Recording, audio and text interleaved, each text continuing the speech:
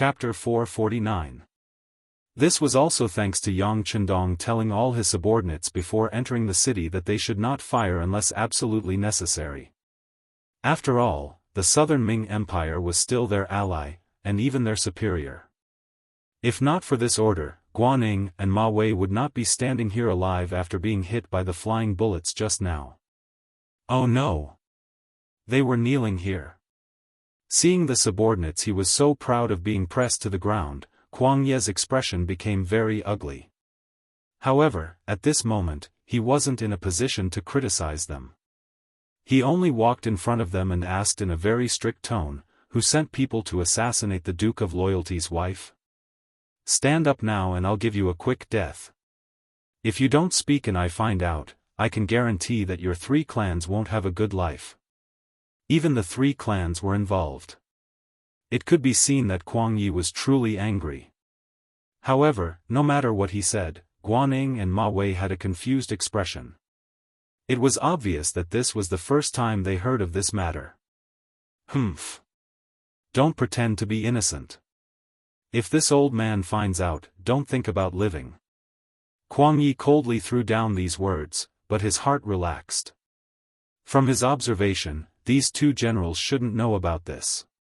If that was the case, then perhaps the assassin really wasn't sent by his subordinates. Yang Chendong was also seriously looking at all of this. He almost reached the same conclusion as Kuang Yi. Some things could be deceived with words, but not with the eyes. Of course, there were some people who were very good at acting. However, since they didn't admit it, then he would first go and see who the assassin was.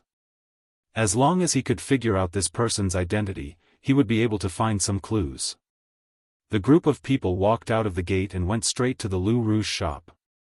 Along the way, they could see a Leng Feng brother standing guard not far away. This was enough to prove that the entire Gaozhou prefecture had been taken over by the mercenaries. Kuang Yi knew that everything Ba Daojiang said was true. At this moment, his expression was very ugly. Gaozhou prefecture wasn't very big, and Lu Shi's Rouge station wasn't far from the Yamen. It didn't take long for the group to arrive. As soon as Yang Chendong appeared, Hu Yan and Madame Shui, who were protected by several layers of people, rushed out and ran to Yang Chendong. "Darling, we're fine. It's just that what happened just now was really scary. It's okay, it's okay. It's all over now." Yang Chendong hugged and comforted the 2 ladies. Then he said to Captain Tai Qingyi, who was slowly following behind him, "Send the 2 ladies into the carriage first." Female guards had already come forward to escort Hu Yan and the others to the car. On the other side, the first guard captain, Chiu Vi, who was in charge of things here, also walked up to Yang Chendong and reported in a low voice, "Young master, the Phantom Sniper team has taken control of this place. It's very safe here, and there are no blind spots. The Wolf Fang Special Forces have already chased after the other killer. With the city gate closed, no one can escape." "Okay." Yang Chendong nodded slightly, indicating that he knew everything. Then he asked, "Where's the killer?" "He's here." Chiu Vi turned around and led Yang Chendong and the others forward. Then he added, "The killer's identity has been confirmed by people who know him in the city. His name is Mo Tuo. Judging from his figure and underwear, he shouldn't be a Han or Miao person. He seems to be a Jiaozhi person." "Jiaozhi?" Hearing this inference, Yang Chendong's face flashed with doubt for a moment. "Yes, people from the security bureau just came over. Judging from his underwear habits, he should be a Jiaozhi person without a doubt." Chiu Vi didn't just say it casually. This was the conclusion given by the security bureau personnel who were familiar with the situation of all parties. "Okay." Yang Chendong nodded again. Countless question marks and possible scenarios flashed through his mind. Kuang Yi and the others who were following behind them heard the word Jiaozhi and couldn't hear anything else. Even so, Kuang Yi still strode over. Other than Ba Daojiang, who was following closely behind him to prevent any accidents, the rest of Leng Feng didn't move at all. An old man in his 60s was nothing in their eyes, even if this old man was the Minister of War. Kuang Yi strode forward and tore open Mo Tuo's coat. When he saw the clothes inside, his eyes focused and he shouted, "Yes, he should be a Jiaoji person. This kind of loose collar is their specialty. I've seen it before when I dealt with them." The climate in Jiaoji was warm all year round, so the collar of their underwear was extremely loose. Unlike the Ming army, although the climate in the south was also hot, the collar of their underwear was still very tight due to military regulations. Yang Chendong could understand Kuang Yi's shouting and completely forsaking his bearing as the Minister of War. This was equivalent to eliminating him as a suspect. In fact, Kuang Yi had no motive to harm Yang Chendong at this moment. He wanted to borrow the strength of others, but he couldn't. Why would he try to kill him? Judging from this point alone, Kuang Yi's suspicions were greatly reduced. However, Yang Chendong wouldn't say it out loud. He wanted to make Kuang Yi hesitate. After all, this territory was under the jurisdiction of the Southern Ming Empire. If something happened here, it wasn't wrong to look for the Southern Ming Empire. After Kuang Yi shouted for a while, he realized that no one agreed with him and could only give up. However, looking at his complexion, it was much better than before. He must have known the truth and was now relaxed. The atmosphere at the scene became much quieter. Tiger's man had already found a chair for Yang Chendong to sit down. Then, Qiu Vi reported what happened in detail. The sixth young master kept nodding as he listened. His gaze towards Tai Qingyi, Badao Jiang, and Peng Yu also became much gentler. Yang Chendong's emotions calmed down and everyone couldn't help but heave a sigh of relief. Even Minister Kuang Yi, who originally didn't know what happened, looked much calmer. His mind was spinning rapidly as he thought about the origin of the current situation, the cause and effect, and what kind of impact it would have on himself and the Southern Ming Empire. Time passed quickly while he was deep in thought. About an hour later, the Wolf Fang Special Forces finally appeared.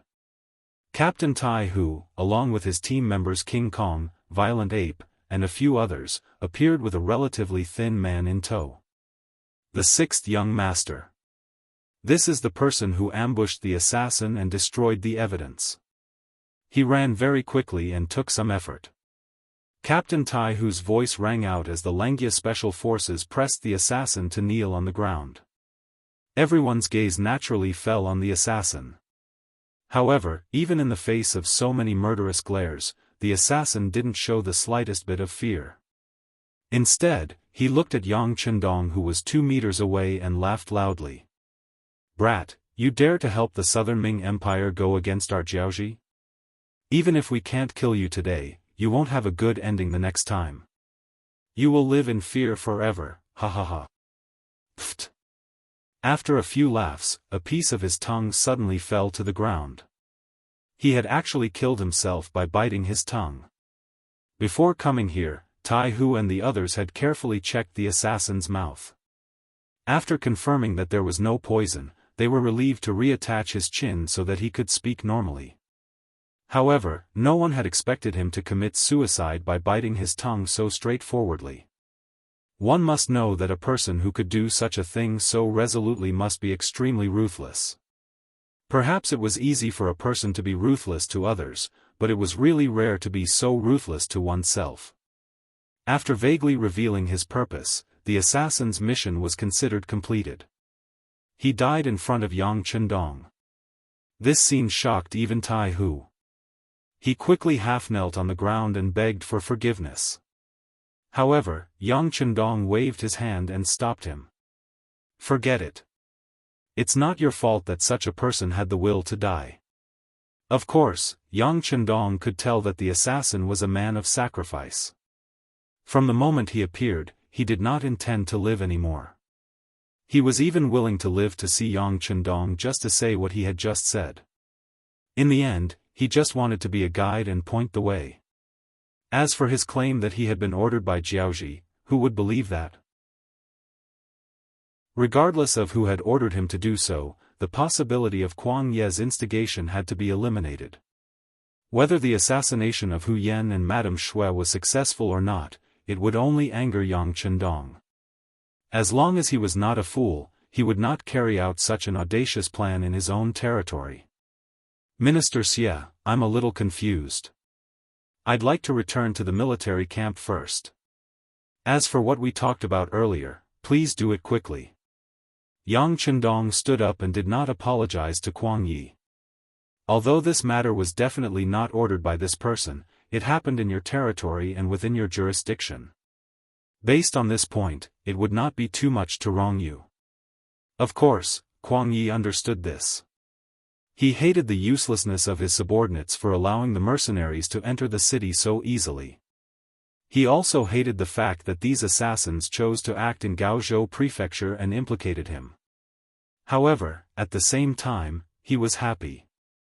No matter who had sent the assassins, they had successfully angered Yang Chendong.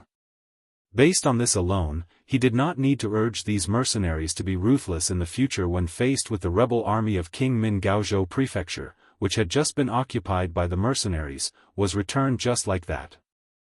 At the same time, Kuang Yi and his thousands of soldiers were given freedom. Teacher. Minister Xie.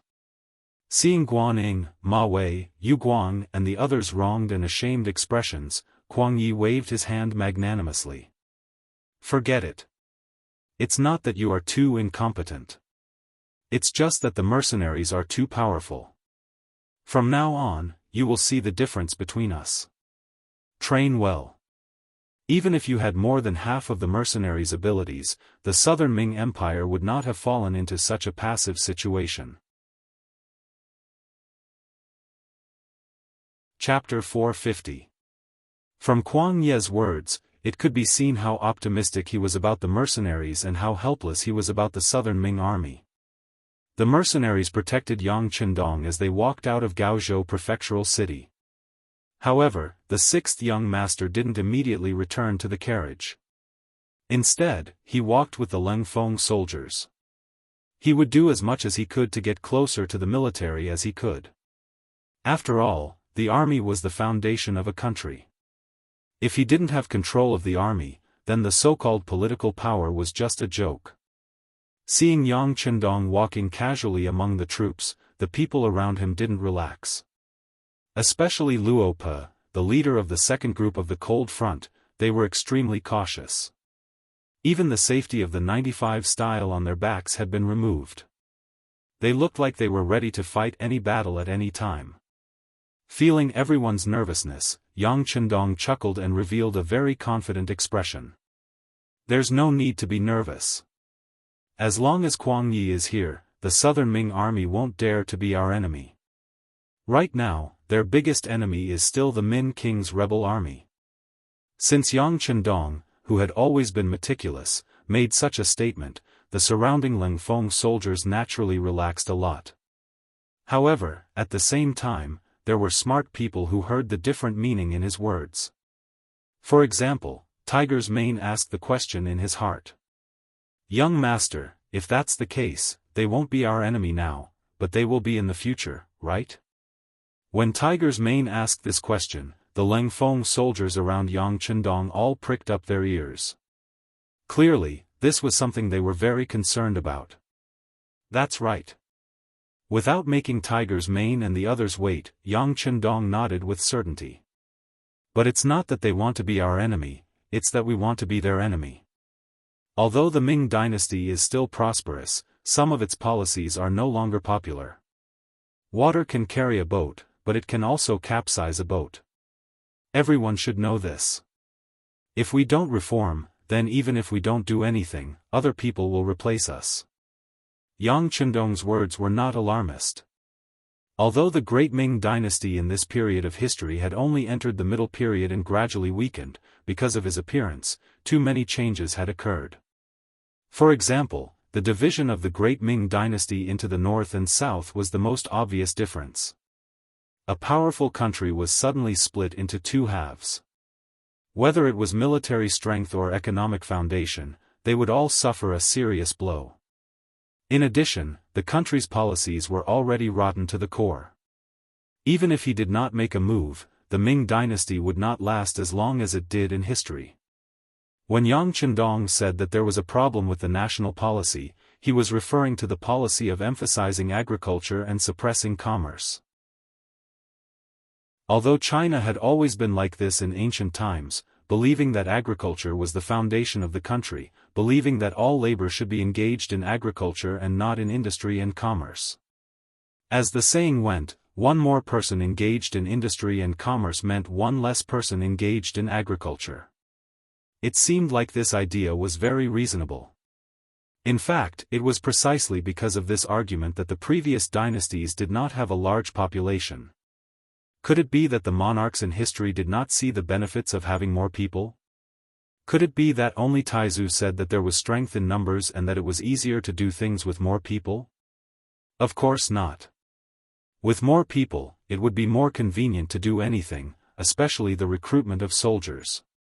Whether it was the number of people or the quality of the soldiers, it would improve a lot. But why was it that there was a truth that everyone understood, but which dynasty would really implement it?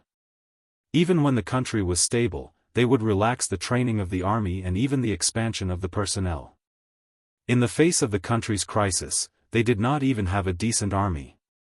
As a result, they were defeated again and again, losing political power and everything. Naturally, it was not that they could not see all this, but it was limited by the environment. The most important point was the food problem. There was only so much land, and there was a limit to the food. If the population increased, there would definitely not be enough food to eat. This was the most important reason that hindered their development. For example, in the 100 years from the reign of Kangxi to the reign of Qianlong, the price of rice in Jiangnan had increased by 4 times, and the price of fields had increased by more than 10 times. For those poor commoners who did not have the money to eat meat, rice was their rigid demand. Then the problem was, what if they could not afford to buy rice? If they could not even feed themselves, how could they have more children and create a larger population? Fortunately, there were still sweet potatoes in the Qing dynasty. Although its taste was simple and its nutritional value was not high, it could still fill the stomach. Therefore, some people jokingly called the Kangxi and Qianlong age the sweet potato age. There was a certain reason for this. Therefore, in this way, the land became the foundation of the country. How to let the people have more land and let them have enough food and clothing? When they were rich, naturally, the country would be rich and strong. This was what people meant by hiding wealth among the people. But it was this truth that many people did not understand. On the contrary, soon after a dynasty was established, a privileged class would quickly appear. And this privilege showed that they would have a large area of land in a very short period of time. In the beginning, it might not be much, but as they continued to develop, they would naturally have to seize more land from the people to maintain their power and enjoy a high and luxurious life. They had no choice but to compete with the people for benefits. Take Yang Chendong for example. After he was conferred the title of Duke of Loyalty, he also had his own legal land, and he was given more than 5,000 mu. Because the Ming dynasty was divided into the north and south, in order to discuss Zhu Qizhen, Dai Zong Qiyu deliberately gave the fief to Jianing in the south, making this fief impossible. But not everyone was like Yang Chendong, who was feared by the emperor. Most of the nobles who got their hands on land actually benefited from it. So where did these benefits come from? Of course, they could only invade the powerless ordinary people. As a result, the stable life of many ordinary people was broken. They went from owning land themselves to being tenants, which was to rent the land of the rich. Over time, life would become more and more difficult. In order to survive, all kinds of thoughts would appear and be produced. Think about it, when a person's life was a problem, what sense of responsibility and national honor did you expect them to have? For people like this, once there was a war, they would be lucky if they didn't turn around and fight against you. How could you expect them to work for you? More importantly, these privileged people were exempted from taxes. This was equivalent to completely wasting the best land in the country. If this continued, in the long run, how could the country not be destroyed and how could it not be attacked by groups? This was the problem with the Ming dynasty's national policy that Yang Chendong said.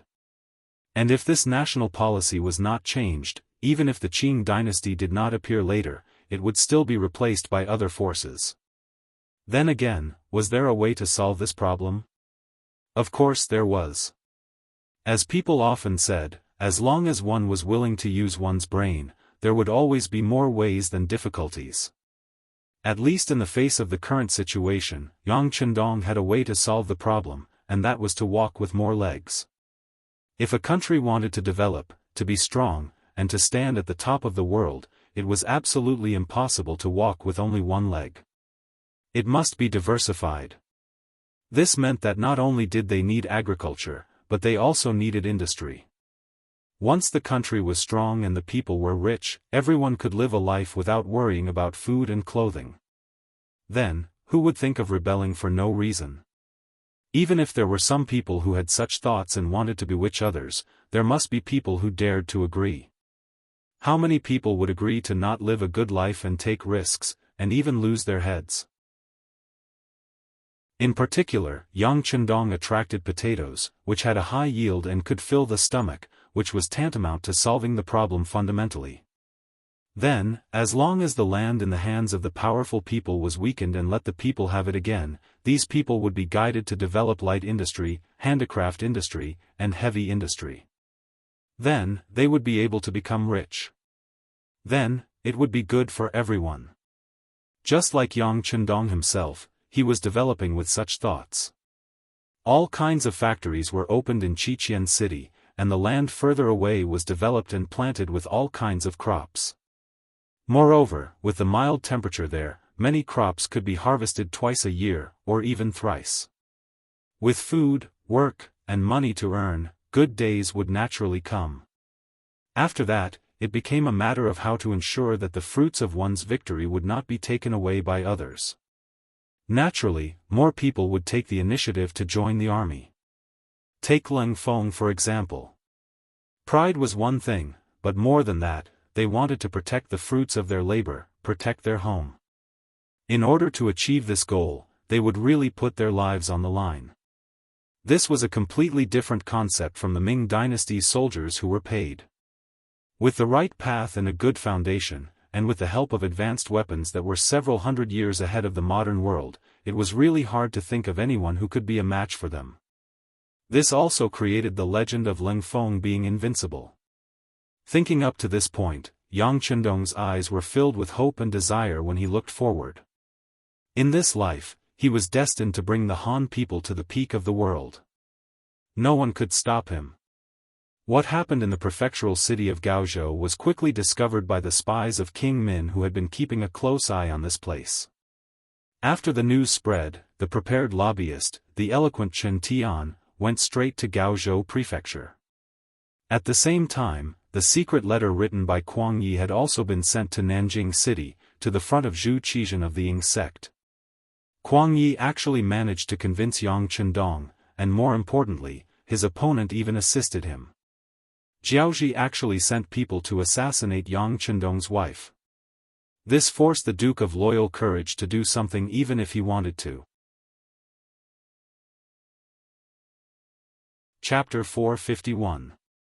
Taking advantage of this opportunity, Yang Chendong only wanted the ships that were no longer in use by the Songjiang prefecture. Zhu Qizhen could naturally afford this price. He waved his hand and approved Kuang Ye's report. While sending someone to reply, he also informed the Songjiang prefecture to prepare for the handover of the ships and the preparation work to take out all the steel in the prefecture's inventory. Zhu Qizhen's side had a positive response. Chen Tian also came to the Miao army camp that was stationed near Gaozhou prefecture. Miao Jinlong was one of the leaders of the Miao tribe. Now that he had an army of 60,000, his identity was naturally noble. However, knowing Chen Tian's identity, he still warmly prepared a banquet when Chen Tian arrived. Chen Tian was one of the important strategists of the Min king. As the saying goes, there are 7 ranks in front of the prime minister. No one would want to offend a close official like him unless it was necessary. Not to mention, he had come here to solve the problem in the first place. Naturally, Chen Tian didn't reject Miao Jinlong's warm hospitality. Not only that, but he also explained his mission during the banquet. He also wanted to hear Miao Jinlong's attitude and reaction. After all, they had fought with mercenaries before, so they should be familiar with this Duke of Loyalty. Miao Jinlong knew Chen Tian's purpose of coming.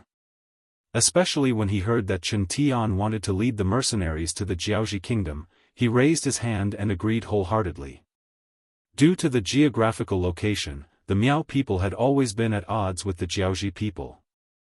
Now that there was a chance to weaken the other party's strength, it was of course a good thing. Miao Jinlong was overjoyed. He called out the scholar Zoda and gave him a detailed explanation of what he had learned so far. From Zoda's words, Chen Tian had a better understanding of the mercenaries. He was even more determined to lead the trouble to them. Therefore, he only rested for one night. The next morning, he had someone send a letter to the mercenaries. First, he stated his identity and the purpose of his visit. Since ancient times, there was a saying that the envoys would not be killed when two armies fought. But in reality, the people who died as envoys did not know who they were. Before he understood the attitude of the mercenaries, mainly Yang Chendong, Chen Tian would of course not appear rashly. Even if the other party didn't kill him and handed him over to Kuang Yi, he would suffer a fate worse than death. Once the letter reached the mercenary camp, it was quickly delivered to Yang Chendong. When Yang Chendong saw that it was Chen Tian who had come to visit, he was only stunned for a moment before he smiled. It was really like someone delivering a pillow to him when he was feeling sleepy. After the discussion with Kuang Yi, Yang Chendong guessed that Zhu Qizhen would definitely agree to his request if he didn't care about the title of king with a different surname. After all, the king of Min's faction had directly affected the political power of the southern Ming dynasty. But Yang Chendong had been thinking about how to treat King Min's people these days. With the strength of the mercenaries, coupled with the sufficient weapons just sent by the marine, it is not difficult to deal with them face to face. However, if he really did that, the pressure on the southern Ming Empire would decrease, and they would definitely consider dealing with him.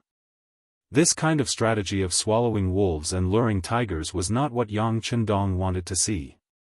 Just because he needed a large number of Han people, he couldn't fall out with the southern Ming Empire. Otherwise, even if he went on a crusade and conquered a large area of land, who would be in charge of it? Let the foreign race take over? This was absolutely impossible. If this was the case, it was unwise to be the enemy of the southern Ming Empire. What he wanted was to slowly digest and change, not kill a lot of Han people to show his strength or build a country similar to the Ming dynasty. If that was the case, it was just a change of dynasty. Once many years had passed, what was the difference between the Ming dynasty and other historical dynasties? The so-called Great Yang Chendong began to think about how to solve the crisis of the southern Ming Empire without making them too big. Once his strength rose to a certain level, it would be time for him to come back and reap the fruits of victory. After thinking for a few days, he finally had some ideas. If he wanted to do this, he must obtain the support of one person, and that is the Min king. As mentioned before, if Yang Chendong wanted to dominate and not just build a country, he needed a large number of people. Then how large is this large number of people? To put it simply, the more, the better. According to Yang Chendong's intention, he didn't just want to conquer the Ming dynasty in the future. On the contrary, in order to maintain the growth of the population here, he might want to conquer this place in the future. What he wanted was not just Asia, but the entire world. He wanted the Han people to stand at the top of the world. Wherever you go, your identity as a Han person is incomparably noble. If you are lucky enough to be born in a Han family, then you will be like a noble from birth. Wouldn't it be difficult to achieve this? Of course it was difficult. However, for the various advanced weapons in the warehouse, and the munitions factories that Qiqian City had given enough conditions and books, the production of new weapons would only increase. As long as the quality of the army was good enough, and there were enough numbers, firearms would have an absolute advantage over spears and swords. This also meant that this idea was destined to not be a dream, and there was a chance to achieve it. There was a problem. After conquering so many territories, how would they rule? That would require a large number of Han people to do it. Without people, even if they could conquer this place, they wouldn't be able to become the ruler of this place. It was just like when the Japanese entered China. How powerful were they at that time? They were even an existence that could sweep through the entire Asia. There were even times when they created an example where a few dozen people could manage a county with hundreds of thousands of people. So what? In the end, if they wanted to devour an elephant, their stomachs would explode. Although there were some other factors, it was undeniable that if they had enough people, they might be able to achieve their goal. Speaking of which, if they wanted to have more people, they couldn't make the Han people under the rule of the Ming dynasty their enemy. Otherwise, if they fought to their heart's content, they wouldn't have enough officials and soldiers who would listen to them and were loyal to them. Even if they destroyed southern Ming and Beiming, the country would still be in chaos. Once chaos began, who knew how many people would die and how many years it would take to restore the population to 60 million? Even if it was 60 million, Yang Chendong still felt that it wasn't enough. Fortunately, after the appearance of potatoes, the food problem of the people was greatly alleviated. Now, whether it was Beiming or southern Ming, they were encouraging people to have more children. From the looks of it, the country's population might increase exponentially in 10 years. The appearance of these new people might increase his chances of achieving his goal. However, the prerequisite was that the Han people's population couldn't be reduced for no reason. For this reason, Yang Chendong couldn't be enemies with the Han people under the king of Min for no reason. What he really wanted to deal with was the foreign race, Jiaoji. Jiaoji was now an ally of the king of Min. How to bypass them to deal with Jiaoji was the problem that Yang Chendong was thinking about these days. At this time, one of the important officials of the king of Min, Chen Tian, wanted to see him. If this wasn't an opportunity, then what was? Thinking about the appearance of the assassin Mo Tuo a while ago, he was from Jiaoji. In addition, there was more accurate information from the inside. Mo Tuo's attack was originally the decision of the king of Min's higher-ups. They wanted to kill with a borrowed knife. With this accurate information from the inside, Yang Chendong could guess the main reason for Chen Tian's visit even if he used his big toe. Or rather, this was what Yang Chendong hoped for. This was exactly what he wanted. Even so, Yang Chendong only kept the joy in his heart. On the surface, he still pretended to be indifferent. Never let your opponent know what you were thinking. This kind of person was truly qualified and an excellent diplomat. Young master already knows about this. Arrange for him to come over tomorrow. Tiger's mane, go and contact him first. Yang Chendong didn't say much. In fact, he didn't need to say much. Tiger's mane was one of the closest people to him. He always knew what he was thinking.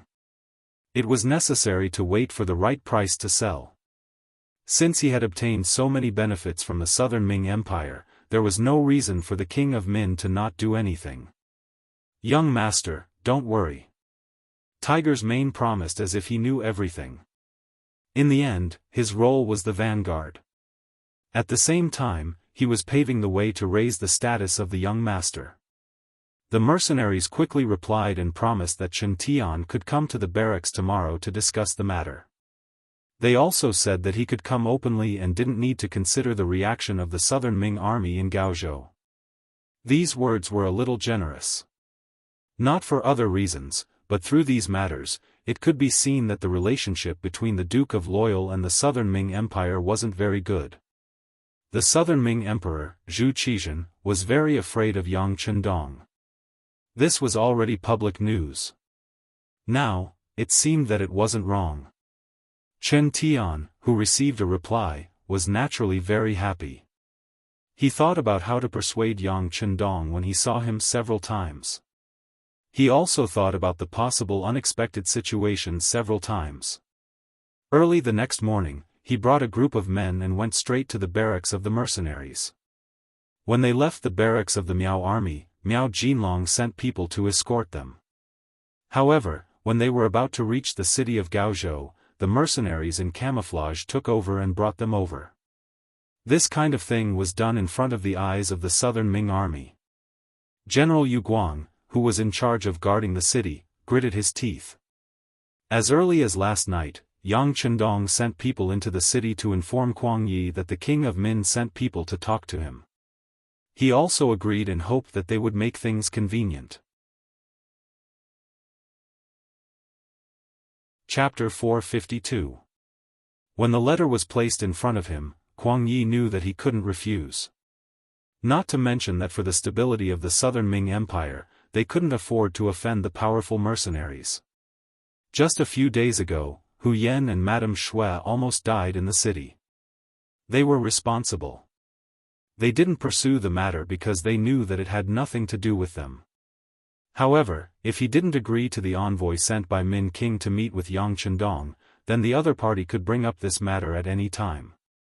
At that time, they could casually accuse them of colluding with the assassins. This would make it difficult for them to defend themselves. Face was given to each other. Fortunately, Kuang Yi knew that Yang Chendong still had the Yang family manor in Baiming. The southern Ming Empire had Jianning and brother Yang Si. He couldn't betray the great Ming Empire and didn't dare to do it. Therefore, he made the decision and agreed to the request. Kuang Yi agreed. This was also why Yu Guang didn't dare to act rashly when he saw all this happening right under his nose. The mercenaries were only a squad of soldiers. They brought Chen Tian and his hundreds of subordinates through the city. To be honest, Chen Tian was a little nervous at this moment. Originally, he thought that the mercenaries would send at least a few hundred people, or even a few thousand people to escort him. However, there were only 10 people and they had to walk through the city controlled by the southern Ming army. This was no longer a matter of safety.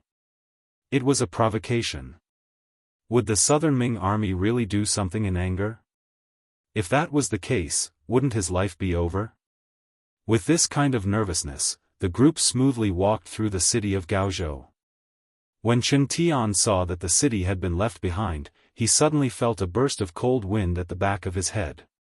At this moment, he remembered that he hadn't walked out of the gates of hell. He had just stepped into this place.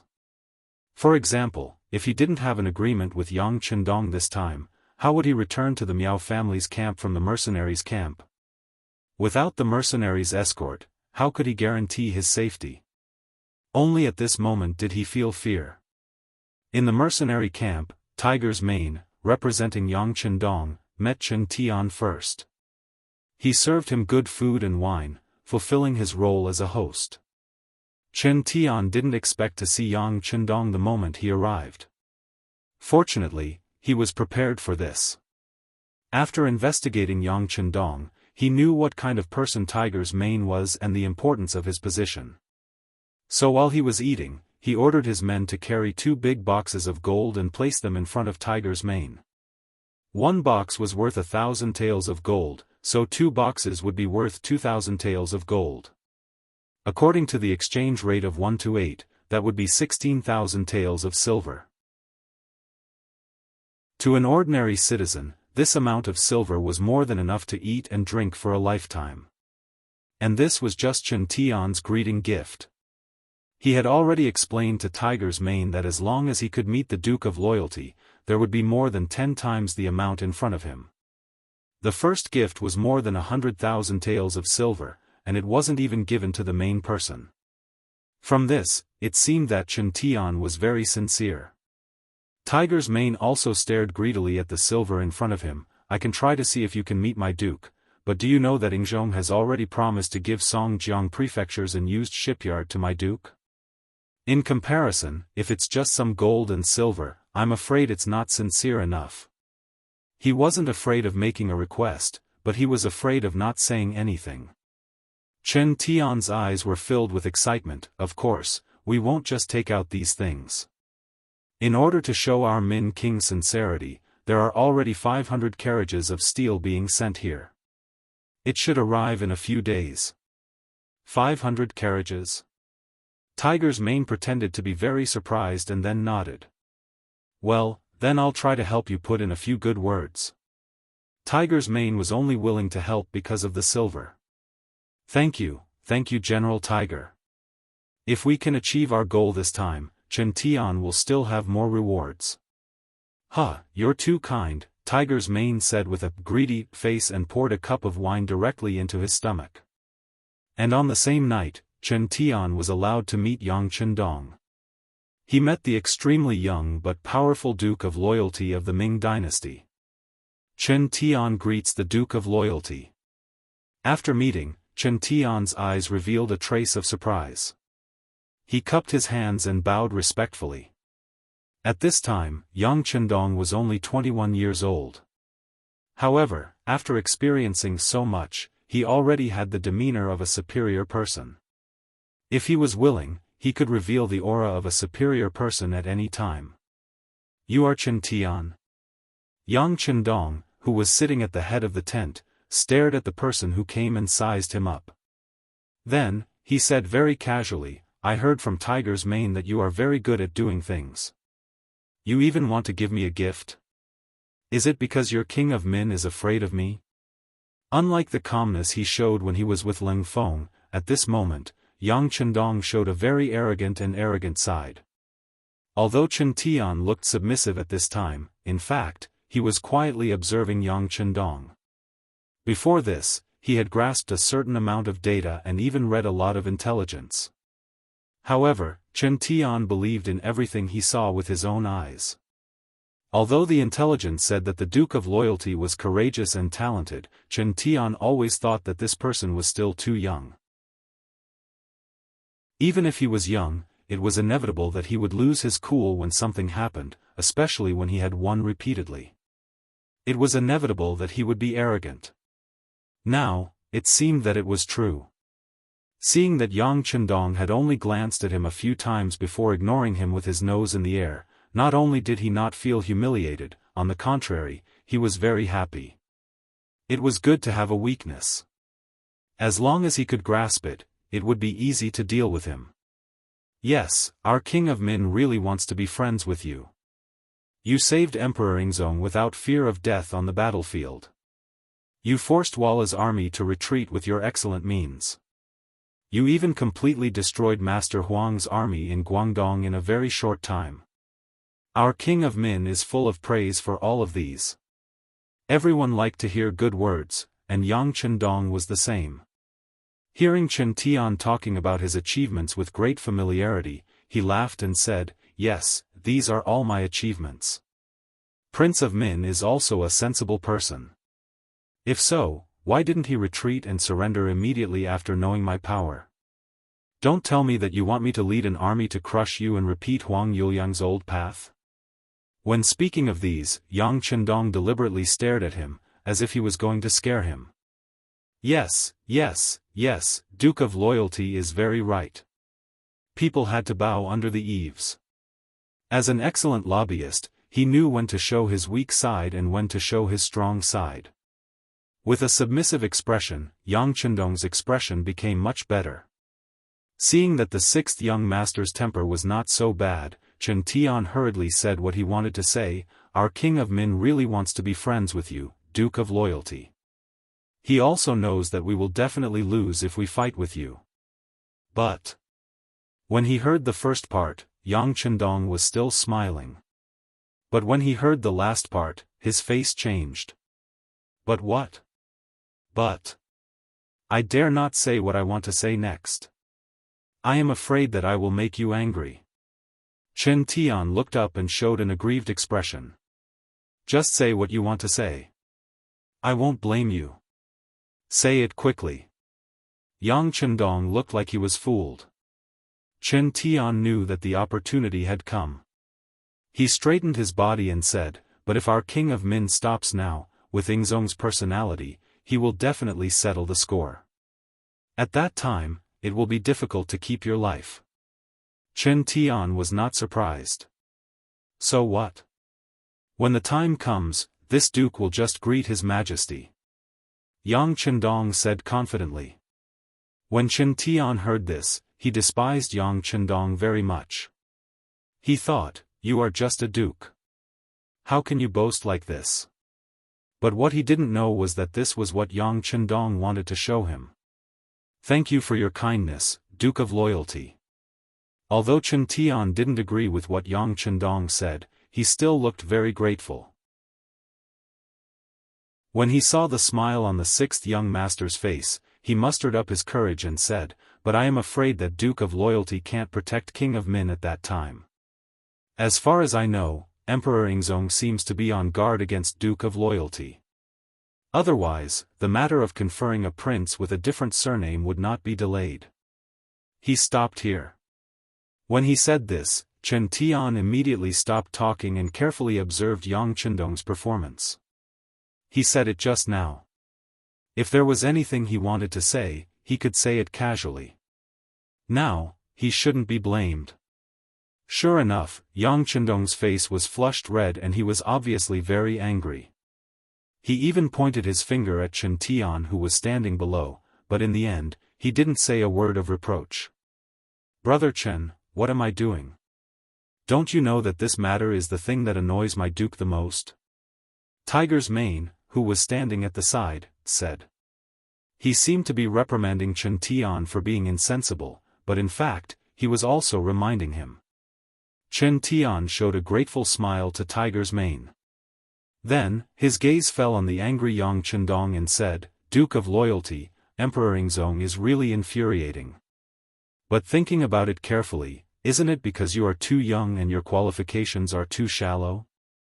If you can do something earth-shattering for the world to see, I think that when the time comes, even the stingy Emperor Yingzong can't refuse to be conferred a prince.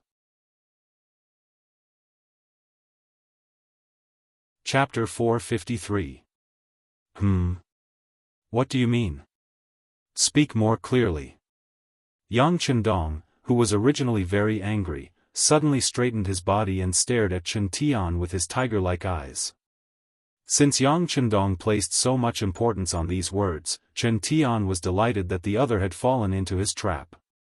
He cupped his hands and said, I am not talented, but I have an ingenious plan. As long as you can be the Duke of Loyal and Courageous, it will be easy for you to be bestowed the title of King of a different surname. He spoke with such confidence that Yang Chendong's interest was piqued. What is it? Defeat the Jiaoji soldiers and show the strength of the Duke of Loyalty. With a determined face, Chen Tian, who was almost gritting his teeth, finally said what was in his heart. Phew! Exhaling a long breath in his heart, Yang Chendong said in his heart, as expected, the other party really came for this. Although he was relieved, Yang Chendong pretended to be very shocked. Defeat the Jiaoji soldiers? This is not possible. Why can't I? Chen Tian asked in a pressing manner. Jiaoji is so powerful, how can it be so easy to defeat them? Moreover, aren't they the allies of the King of Min? Since we are friends, shouldn't your allies be my friends as well? This is not good. Yang Chendong shook his head lightly and looked like he was talking to himself. When Chen Tian saw this, he felt a sense of disdain in his heart. Just now, he said that he was wise and powerful, and that he would destroy the King of Min's army and ask him to surrender. But when it came to the actual use of weapons, he could not do this and was afraid of that. He really did not understand how such a person could have achieved all those achievements in the past. Chen Tian really despised him in his heart, but he still tried to persuade him. Duke of Loyalty, although Jiaoji is our ally, they are still of a foreign race. As the saying goes, those who are not of our race will have different opinions. The attitude of Rongdi is not the same as that of Hua. No matter what, the King of Min is the king of the Great Ming. He has the pure bloodline of the ancestor. How can he tolerate a foreign race doing whatever they want in the Great Ming? Previously, we had no choice but to form an alliance. But in fact, we were wary of each other. In the end, we were just using each other's relationship. There is no affection. Chen Tian said this righteously and continued, unlike our king of Min, who really appreciates Duke Zhongdan. Moreover, we are all Han people, so we should get closer to each other. Not to mention, this can help the Duke of Loyalty achieve great things and become the king of a foreign race. This kind of helping others is what the king of Min likes the most. What Chen Tian said was magnanimous, and he also pretended to be good for Yang Chendong. But in fact, this was not the case at all. The people of the Security Bureau had already sent back the news that the king of Jiaoji had taken a fancy to the king of Min's sister, Zhu Lian, who was also Princess Yongsheng, and wanted to marry her. Because of this, the king of Min was furious and said that his sister was willing to marry a foreign race's little king. This was almost the same meaning as when the kingdom of Dongwu wanted to marry Guan Yu's daughter and was rebutted. Although this time, the king of Min took advantage of the power of Jiaoji to rise up. But in the end, the king of Min still looked down on the small country of Jiaoji. They were just a small province of the Great Ming before and did not have any cultural inheritance. How could such a person be qualified to marry his sister? Not to mention that there was such a big gap in age. Princess Yongsheng was the king of Annan, Lily, when he was 18 years old. In history, he did not live until 1451, but because of his representative, the Langzi borrowed this person's name to let him live longer. The spectators have a strong historical knowledge, so don't doubt the Langzi on this issue. Thank you very much. He was already more than 60 years old. This was clearly pushing his sister into the fire pit.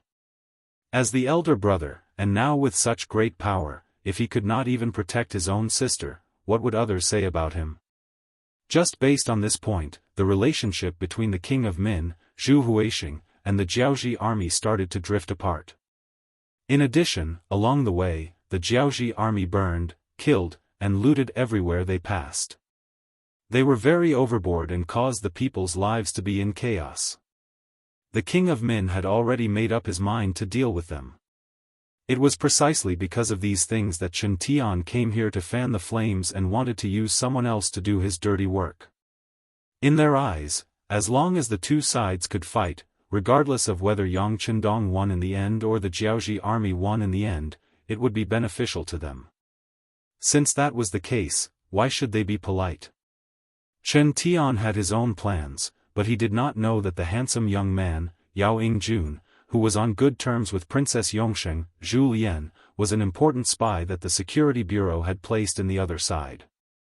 The information regarding this had already been sent back, and Yang Chendong was well aware of it. This was the importance of information. If he knew everything in advance, he would have more time to deal with it, and he would be able to find the best way to solve the problem.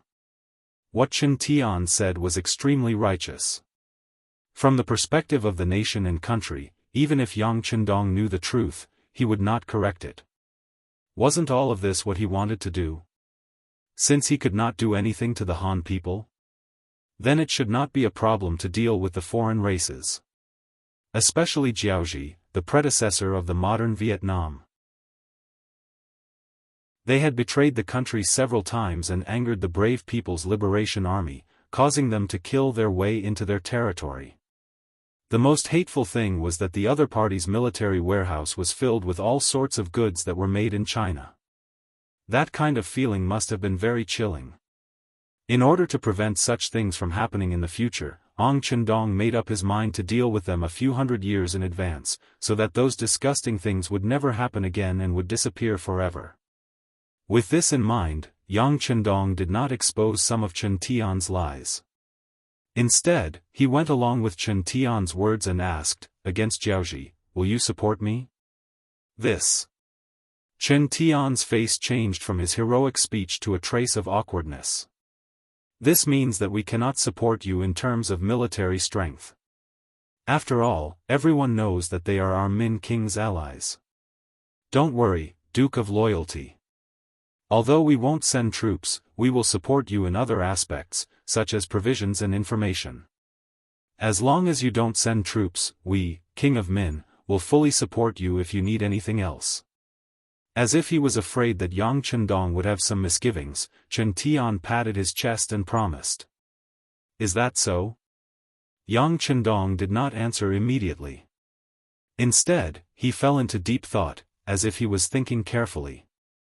Yang Chendong's lack of response caused Chen Tian to lose his confidence. He was afraid that Yang Chendong would reject him, so he quickly signaled to Tiger's Mane, who was standing at the side and receiving benefits from him, with his eyes. Tiger's Mane hesitated at first, but soon made a decision. He looked at Yang Chendong and said, "Duke, Jiaoji has gone too far. Didn't they try to assassinate you 2 days ago? If we don't teach them a lesson, won't we be looked down upon and become a joke to the world?" "Yes, yes." Chen Tian slapped his head. How could he have forgotten about this? He quickly said, "Jiaoji sent people to assassinate me. This is really shameful and hateful. Just based on this point alone, we have to teach them a lesson. This is the only way to show the dominance of the loyal and courageous duke." That's true.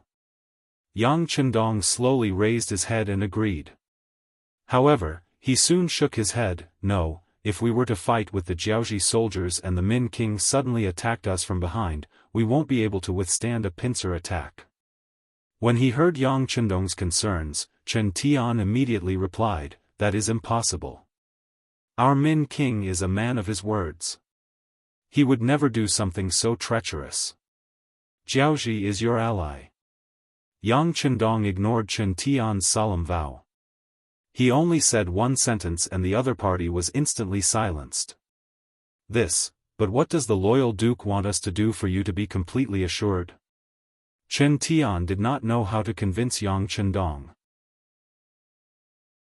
Even though they had decided not to fight with the mercenaries in the short term, there were some things that others would not believe even if he said it. "Show me your sincerity. Let's ask the Min King to write a declaration of war and spread it throughout the world, stating that he and Jiaoji have completely broken up. This way, I will believe your sincerity and will send troops. How about that? In addition, you have just occupied Yunnan, Guangxi and Guangdong provinces. I believe you have a lot of captives in your hands. Coincidentally, the leader of the mercenaries, the big brother that I saved, is in need of people. You should also show some sincerity and make my big brother happy. Not a lot, just 100,000 people. Men, women, old and young are acceptable." Yang Chendong proposed the plan that he had decided on long ago. Yang Chendong, who understood the situation of the Min King, naturally knew that the other party did not like the Jiaoji army and would not make a move on him in the short term. However, there was always a possibility. Before the situation changed, who knew what would happen in the future?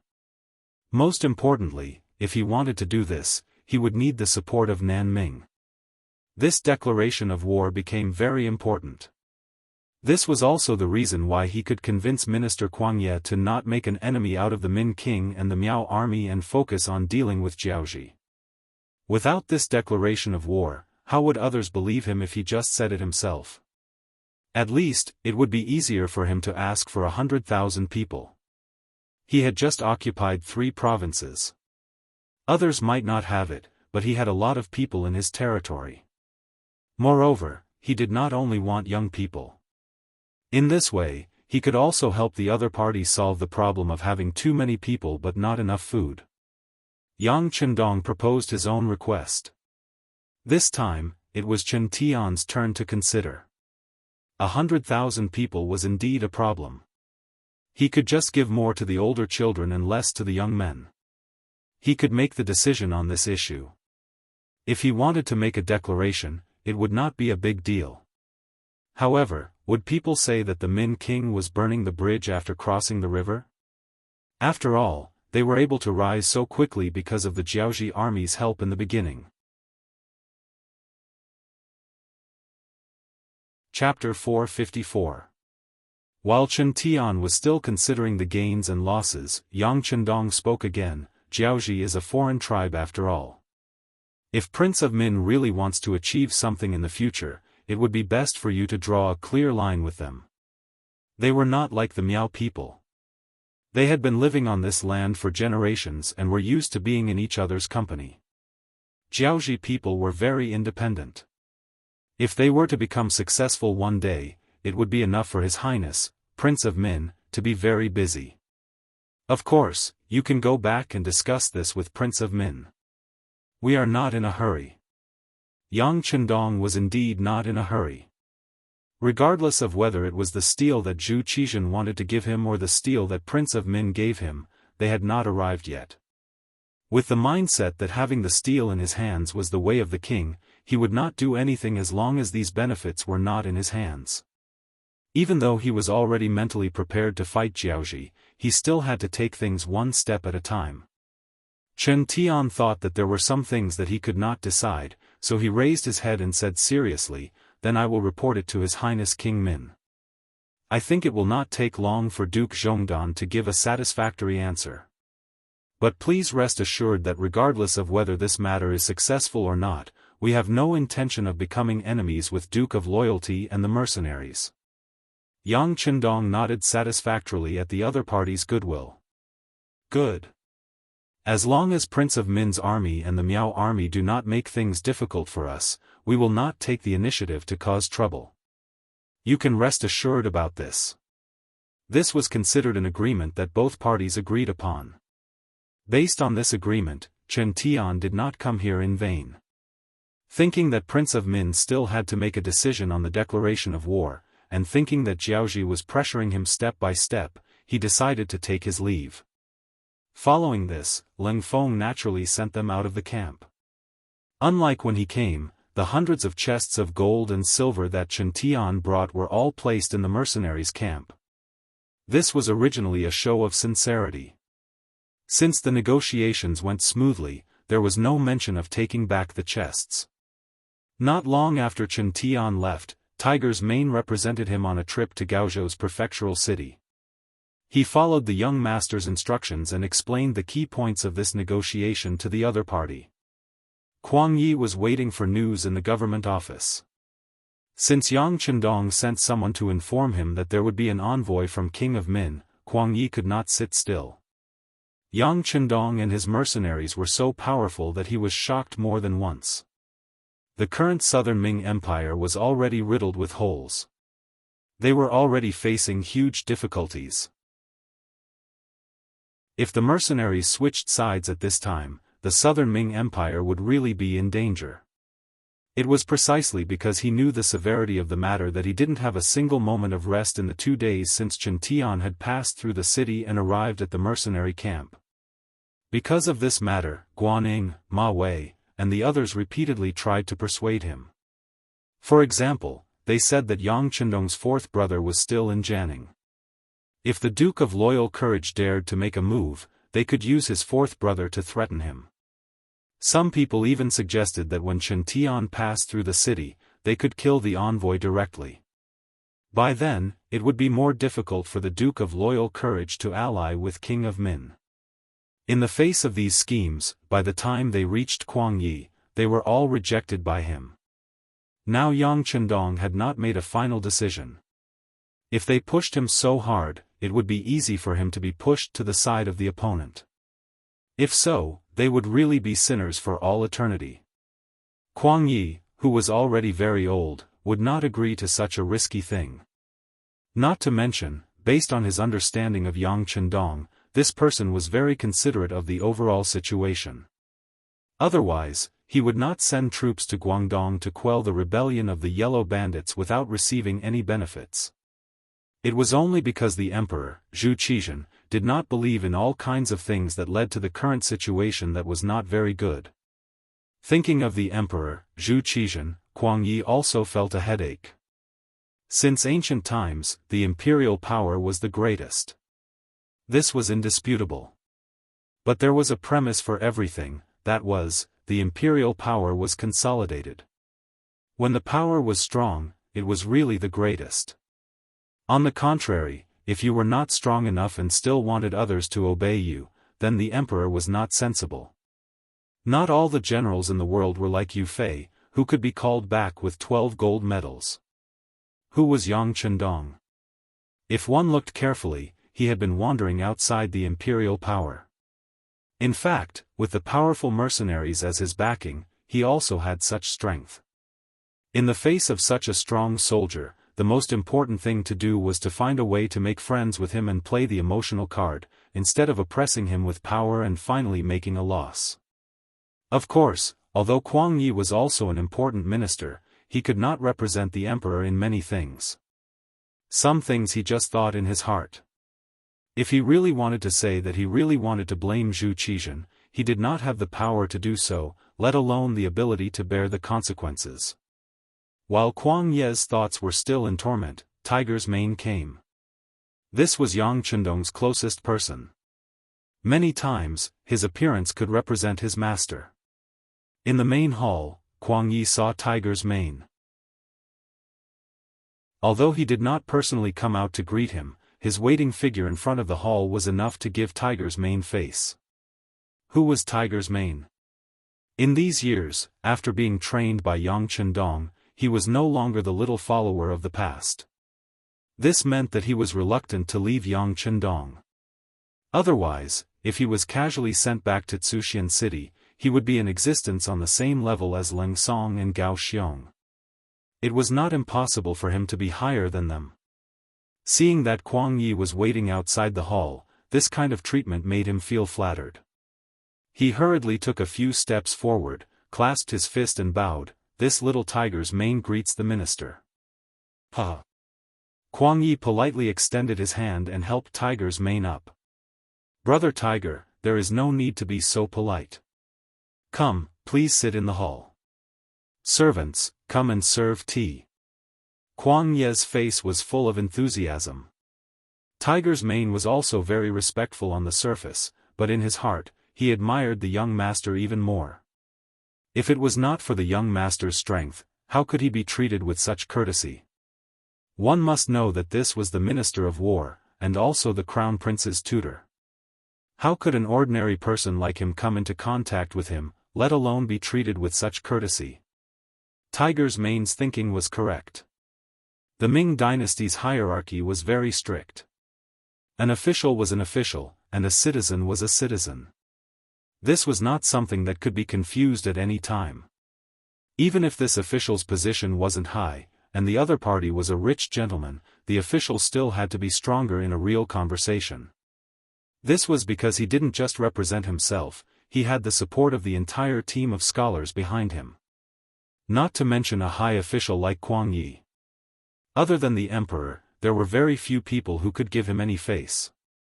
But it was this kind of person with such a high position that was able to come out of the hall to greet him. If it were any other citizen, they would have already knelt on the ground, with tears flowing down their faces, as if they were willing to die for their friend. Exaggeratedly, even if they were immediately asked to die, there would probably be people who would agree. But all of this was completely different when it came to Tiger's Mane. Following the young master, and especially seeing the development of Crimson City, his vision had long been different from ordinary people. In his heart, even the emperors of the Southern Ming Dynasty and Northern Ming Dynasty could not be compared to his young master, let alone a minister of war. Moreover, a minister of war who was weak and defeated. With this confidence, when Tiger's Mane spoke to Kuang Yi, he maintained enough autonomy, neither servile nor overbearing, and did not have the slightest intention of lowering his head. Kuang Yi listened carefully to Tiger's Mane's report. When he first heard that there were 100,000 people, he did not seem to understand. After all, why would the mercenary army need so many Han people? But then when he heard that Yang Chendong asked the king of Min to make a public declaration of war against the Jiaoji army, his attention was completely diverted. He suddenly stood up from his chair. Did the king of Min agree? Not yet.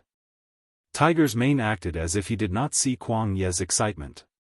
He shook his head and said, "The messenger Chen Tian said that he would go back and discuss with the king of Min. But my young master also said that there would be no problem."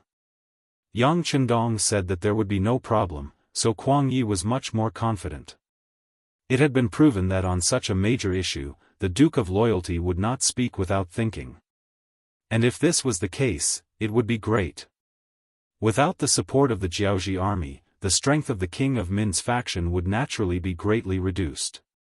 At least in the short term, they would not have the strength to continue north. This would give southern Ming more time to breathe. Once they made good use of it, the recruited recruits would be trained, and it would be equivalent to having another powerful army. At that time, they would go all out to the south and solve the problem of the King of Min. Thinking that southern Ming finally saw the dawn of revival, Kuang Ye's spirit became much better. When he looked at Tiger's mane, his tone became more determined. Then I will have to trouble Brother Tiger to convey to the Duke of Loyalty that we thank him for everything he has done for southern Ming. If this matter is successful, it will be a great merit. I will report it to the Emperor.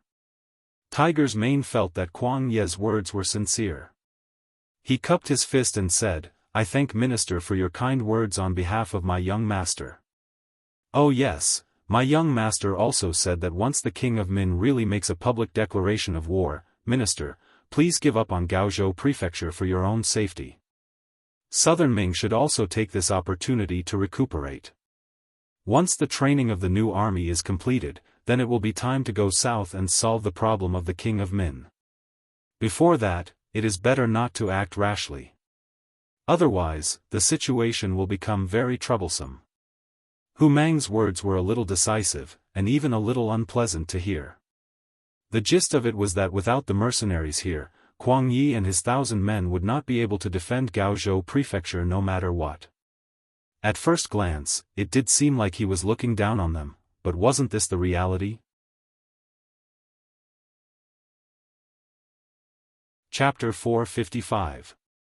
Not to mention the huge difference in military strength between the two sides, Gaozhou Prefecture was already an isolated city. Around him, except for the road back home in the northeast, the other directions were all occupied by the King of Min and the Miao people. In such a situation, even if they did not attack the city, they could surround Kuang Yi to death. The situation was like this, it was not because Tiger's mane's words were unpleasant. Kuang Yi, who knew this, was not angry. Instead, he clasped his fist and thanked him, I am grateful that Duke Zhongdan is still thinking for me. Brother Tiger, please go back and tell Duke Zhongdan that I am not an inflexible person. I will give up Gaozhou Prefecture and return to Nanjing to train the new army. Kuang Yi was so honest and admitted his shortcomings and weaknesses. This made Tiger's mane think highly of him. Okay, I will pass on your words to my young master. I will take my leave now. While Tiger's mane and Kuang Yi were talking, Yang Chendong called the 2 regiment commanders to discuss in the tent. Regiment Commander Liu, I have equipped all your auxiliary soldiers with Type 81 rifles. How are you guys getting used to it? After returning a simple and efficient military salute, Yang Chendong asked the auxiliary regiment commander, Lu Zhua. The last time he fought with Miao Bing using cold weapons against cold weapons, the result was naturally a great victory.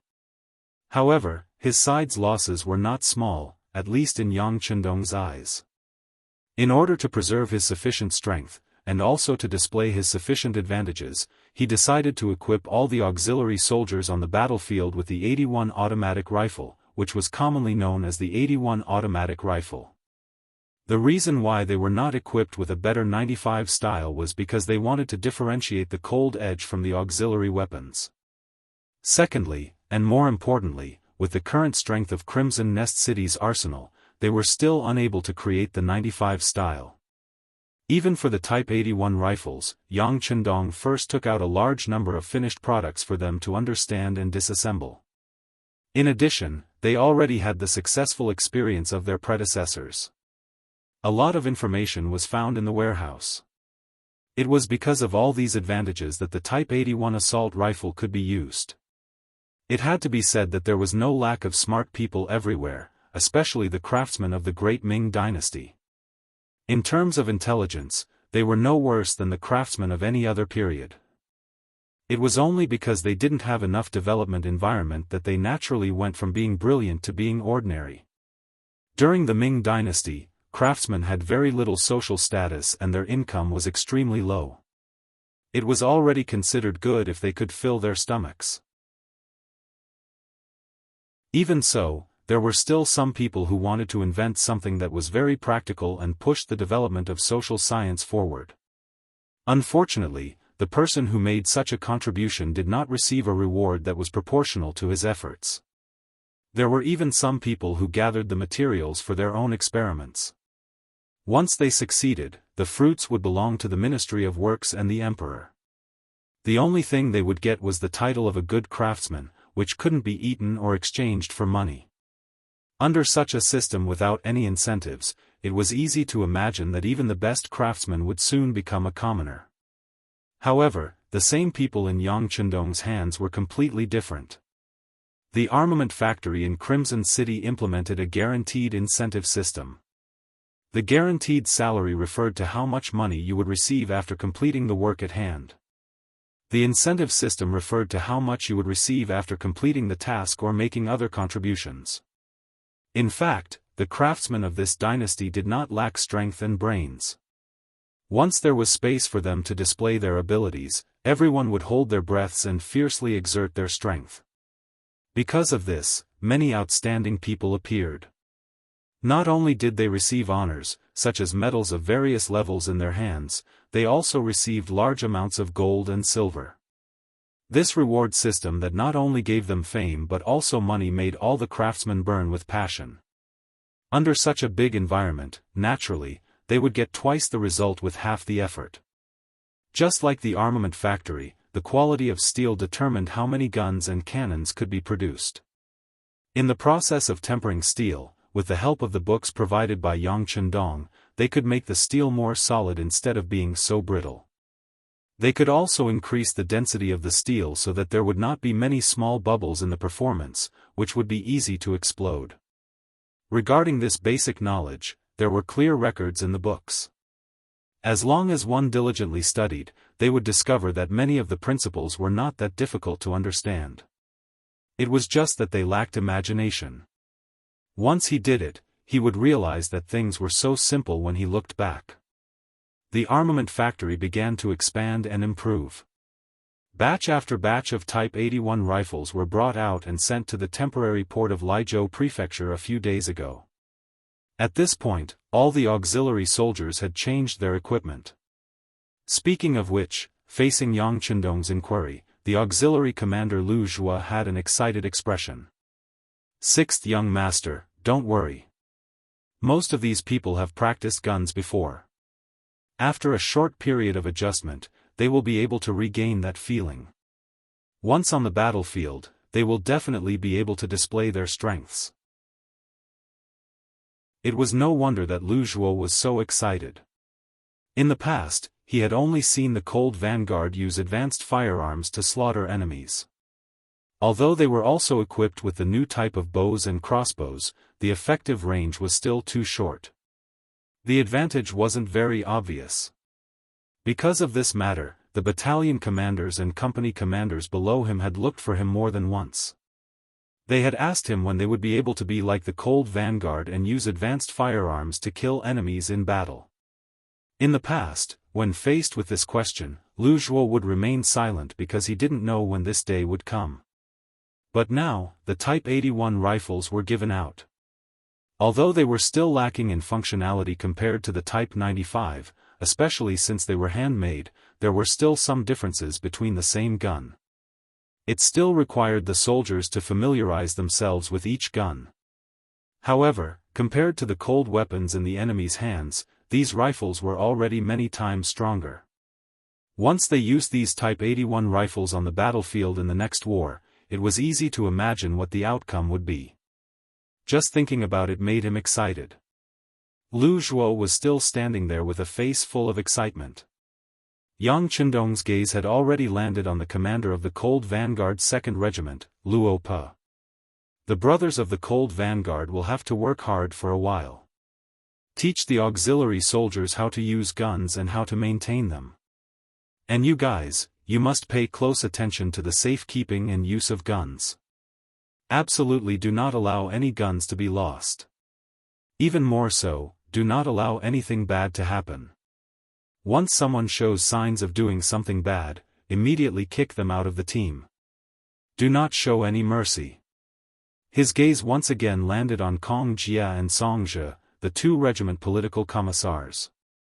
Yang Chendong's tone was a little strict. Guns were not like other things. Once in the hands of the enemy, they could create chaos or even assassinate people. They could take people's lives in the blink of an eye. In the face of such an advanced double-edged sword, one had to be vigilant. This was also why only the auxiliary soldiers were issued Type 81 rifles. The temporary auxiliary soldiers who had not been through much training still used cold weapons. Sixth young master, don't worry. We know.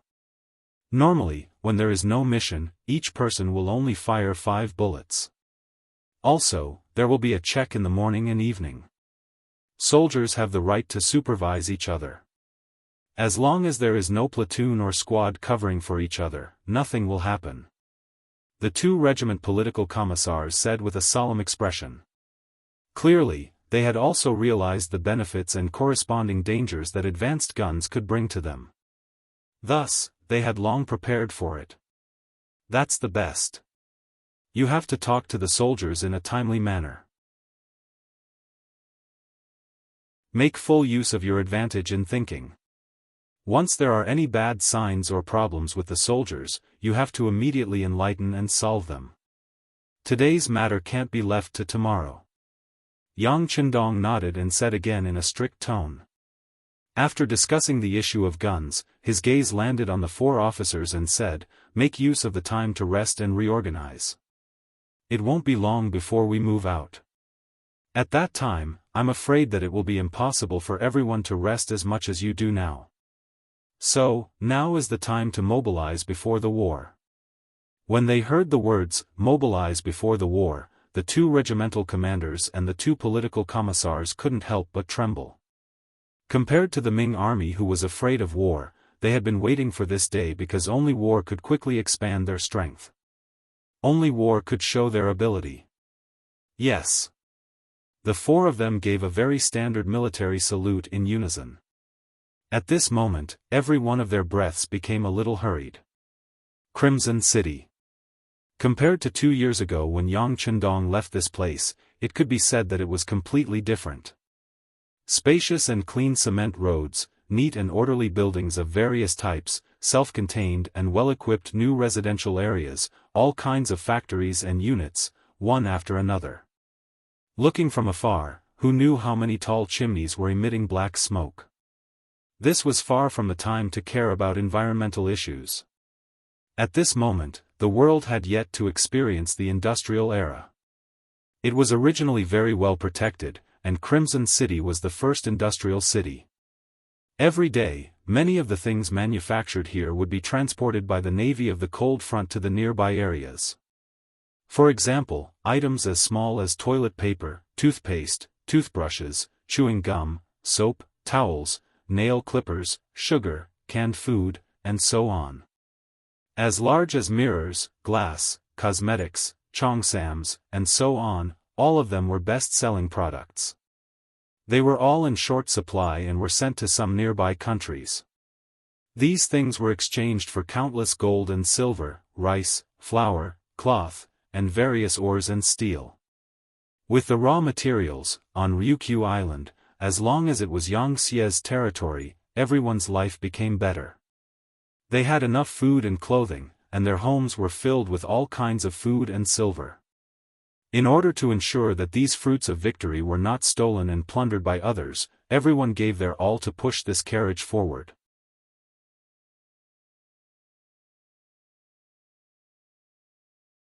Chapter 456.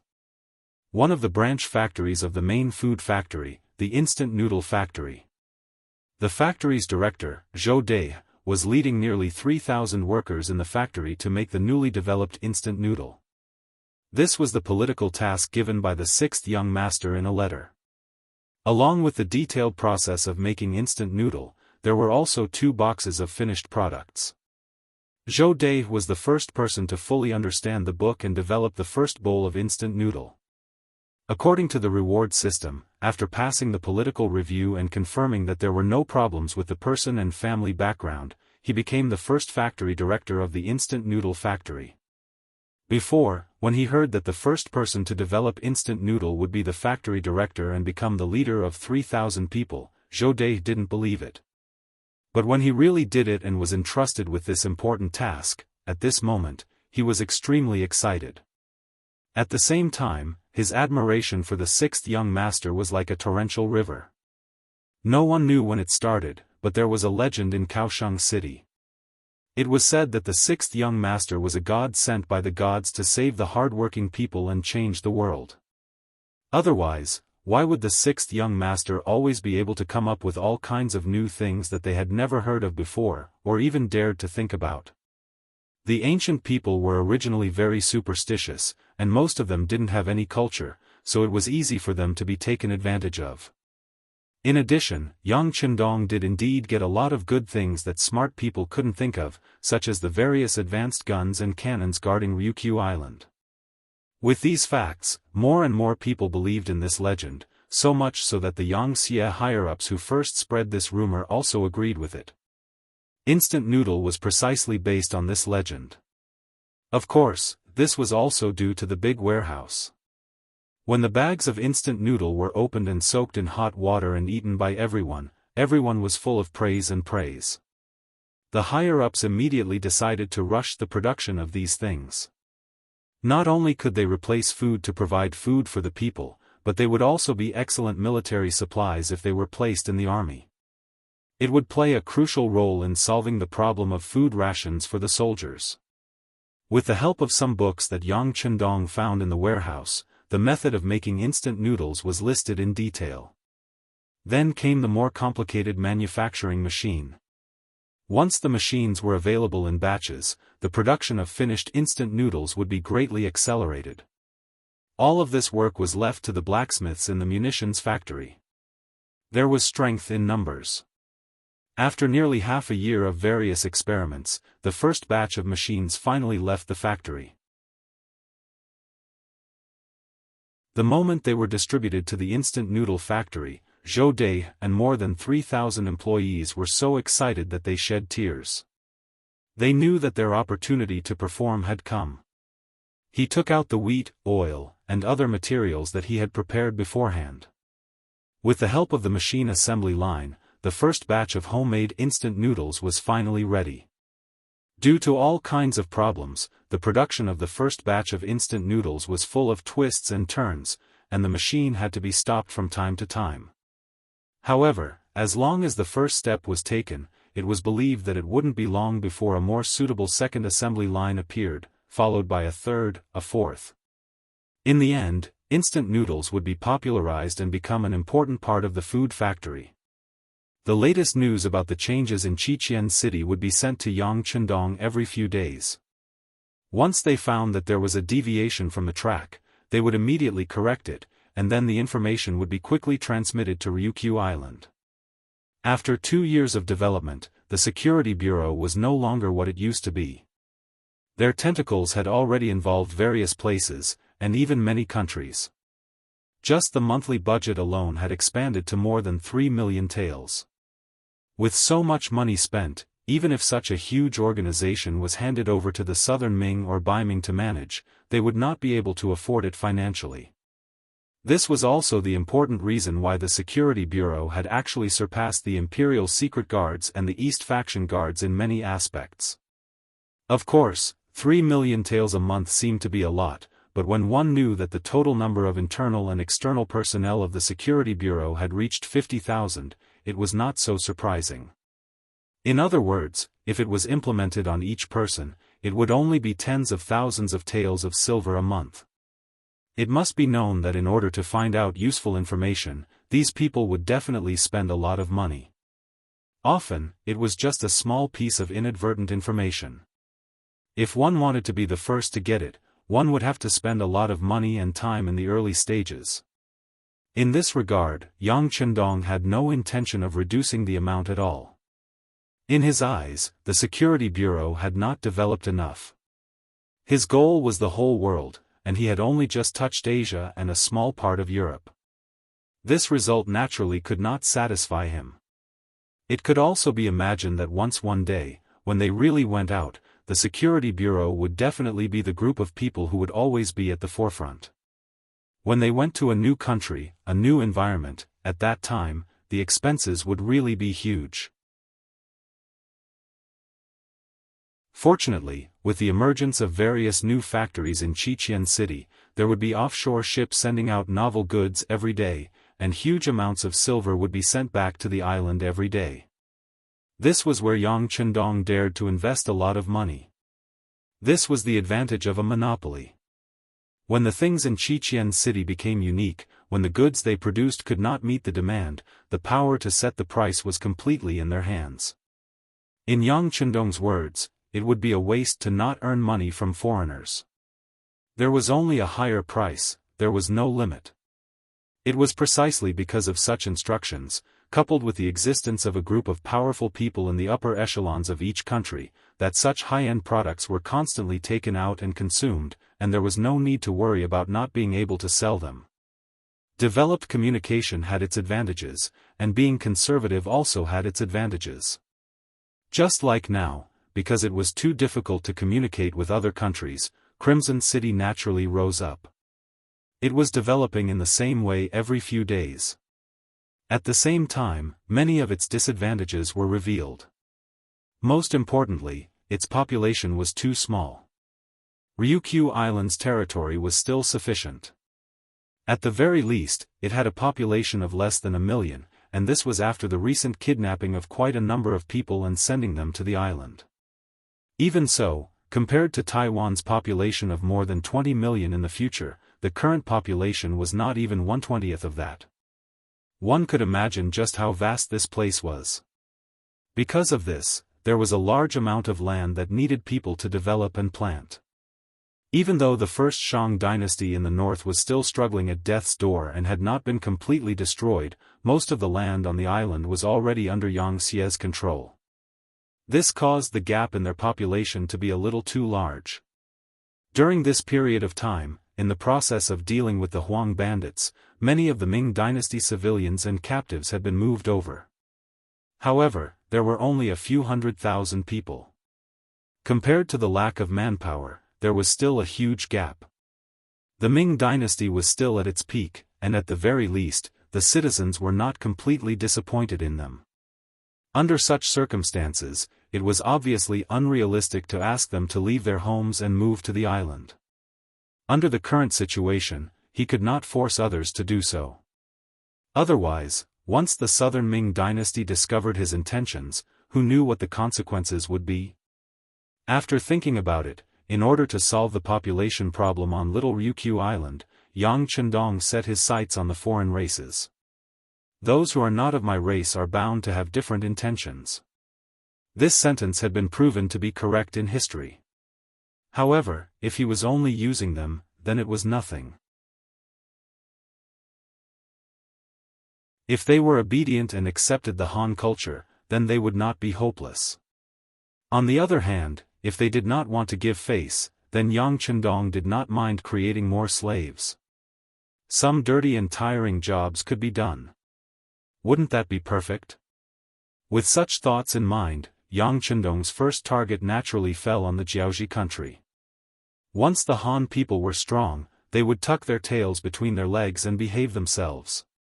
Once the Han people became weak, they would be like poisonous snakes in the dark, coming up to bite them. It was truly annoying. Yang Chendong's plan for dealing with the foreign races was to directly attack, cripple them. After destroying the country, they would be thrown into chaos again. This seemed a bit cruel, and there was nothing humane about it. However, in the long run, how could this not be a solution? Pain could be exchanged for long-term stability. No matter how one looked at it, it was worth it. As for why others did not do this, perhaps it was because they did not have the ability to do so. Or perhaps it was because too much time had passed, and there were too many unforeseen variables. However, all of this was nothing in Yang Chendong's eyes. He had Duchang, and everything was enough. Kuang Ye's secret memorial had been sent to Zhu Qizhen of Ing sect. Zhu Qizhen naturally praised the compromise that Jiaoji sent out assassins. Yang Chendong's wife was attacked, and then the Duke of Loyalty and King of Min reached an agreement to send troops to deal with the Jiaoji army. No matter what, Zhu Qizhen was the monarch of the Ming dynasty. In his view, the war with King of Min was just a family matter. Even if the Miao people participated, it was not a big deal. After all, the Miao people and the Han people had been together for many years, and they were also a part of the Ming dynasty. However, what was Jiaoji? What was the meaning of participating in this? He had always been dissatisfied in his heart, but there was no other way. Now, Yang Chendong took the initiative to stand up and deal with them, and he only sent out the unusable ships and some iron in Sujiang manner. No matter how he looked at it, it was worth it. After all, if Yang Chendong did not take action, who knew if Songjiang could be defended in the future? The things placed there were likely to become the spoils of war for King of Min. Who would not be willing to take these things that might not belong to them and use them to do favors and attack the opponent?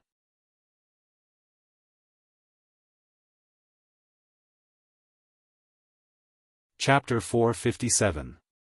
As for whether Yang Chendong would fight with the Jiaoji soldiers after obtaining the item, Zhu Qizhen wasn't worried at all. Not to mention that Jiaoji's actions would attract Yang Chendong's anger. Just based on what Kuang Yi said in the secret report, would the King of Min issue a declaration of war against Jiaoji? Based on this, it was enough to make people feel relieved. Even though Zhu Qizhen would never admit the King of Min's status as an independent king, he would not admit that the declaration of war was legitimate. However, if the contents of the declaration of war were beneficial to him, then it was a different matter. He would just turn a blind eye to it. Since Zhu Qizhen agreed, the following matters naturally went smoothly. After the decree was issued, the southern Ming soldiers in Songjiang Prefecture began to get busy. After the decree was issued, Zhu Qizhen seemed very satisfied. Once the Jiaoji army didn't participate, the King of Min would lose an arm. The difference in military strength between the two sides would become smaller and smaller. Once the King of Min had enough time to develop, it would not take long for the chaos in the south to be quelled. At that time, it would be time for him to consider the matter of the northern expedition. However, before this, there was also one thing that made Zhu Qizhen unhappy.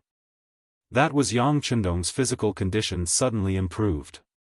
Zhu Qizhen no longer dared to underestimate Yang Chendong since the incident with Tu Mu. Facts had proven that his caution was correct. At the very least, everything Yang Chendong had done up until now had caused others to have a whole new level of respect for him.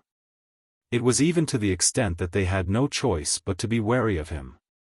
Just like how Zhu Qizhen was tired of the Jiaoji army, he was also very disgusted with Yang Chendong and the mercenaries that he could control.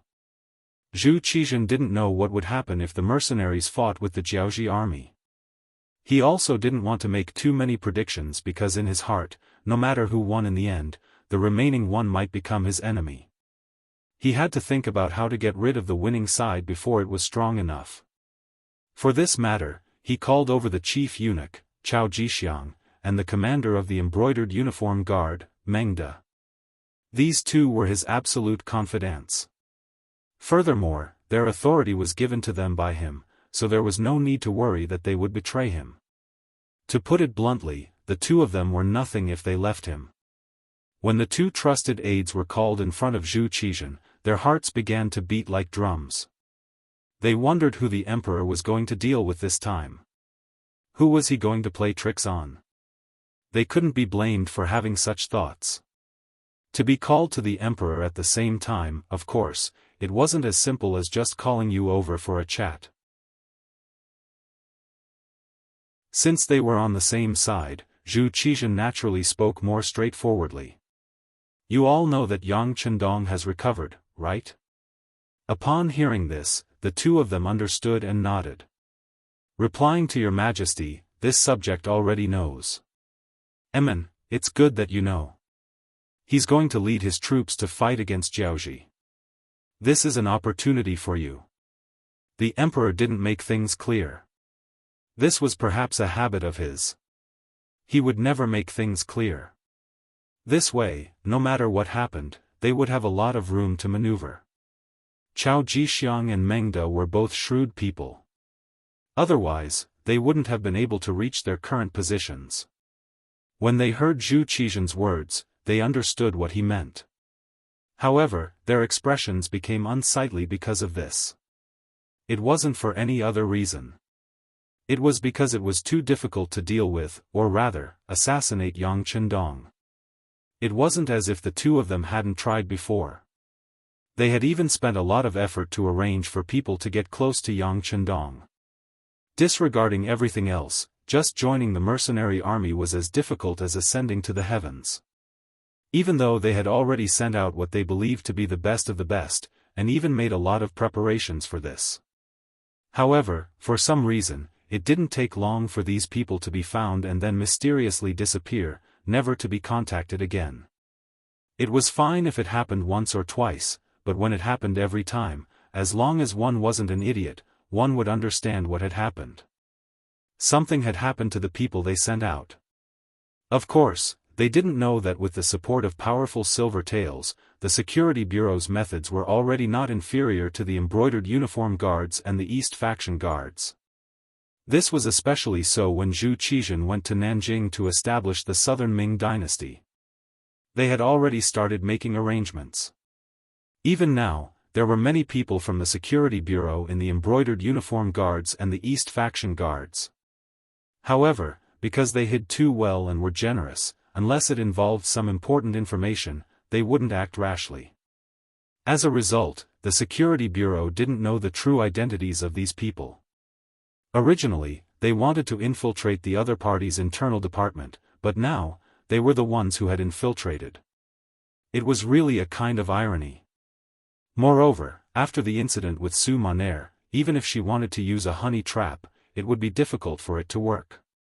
Zhu Qizhen took in their expressions and wanted to angrily scold them for being useless. However, after considering that other than them, he didn't have anyone more powerful to use. He could only suppress the anger in his heart and say, "All right, I'm not asking you to do it right now.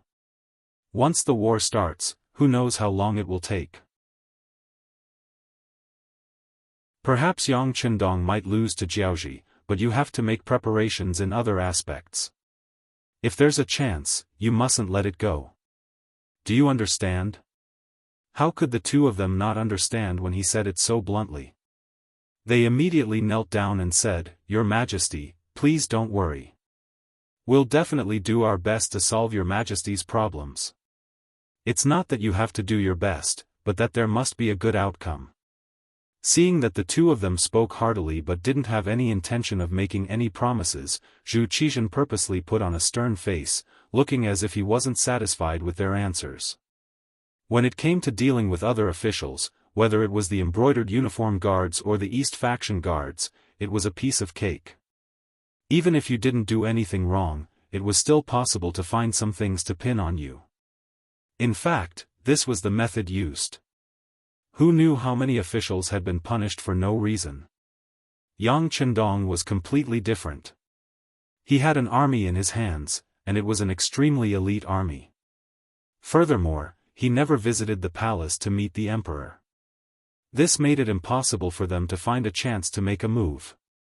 The so-called going all out just now was just empty words. Now that Zhu Qizhen had exposed them, the two of them couldn't help but blush. Fortunately, they were smart people, especially Chao Jixiang. To be able to be placed in an important position by Zhu Qizhen and even treat him like Wang Zhen in the past, if it wasn't for his ability, he wouldn't have been able to reach such heights just by relying on his loyalty. "Your Majesty, this subject has a suggestion, but I don't know if it's appropriate to say it." Chao Jixiang knew that he had to bring out something useful today. Otherwise, the emperor wouldn't let him off easily. "Sir, if you have something to say, just say it. I'm listening." Seeing that Chao Jixiang had something to say, Zhu Qizhen immediately became interested. He wanted to see if Chao Jixiang really had a good way to deal with Yang Chendong. Being stared at by the emperor, Chao Jixiang first took a deep breath and quickly thought over his plan in his mind. After thinking that it was feasible, he said, "Your Majesty, do you think the Prince of Min or the Duke of Zhongdan is a greater threat to the South Ming dynasty?" Hearing Chao Jixiang's question, Zhu Qizhen wanted to say that both were greater threats. However, considering that such an answer was too shameless, he thought for a while and said, "Of course, I think the Duke of Zhongdan is a greater threat. After all, the Prince of Min is a member of our Zhu family.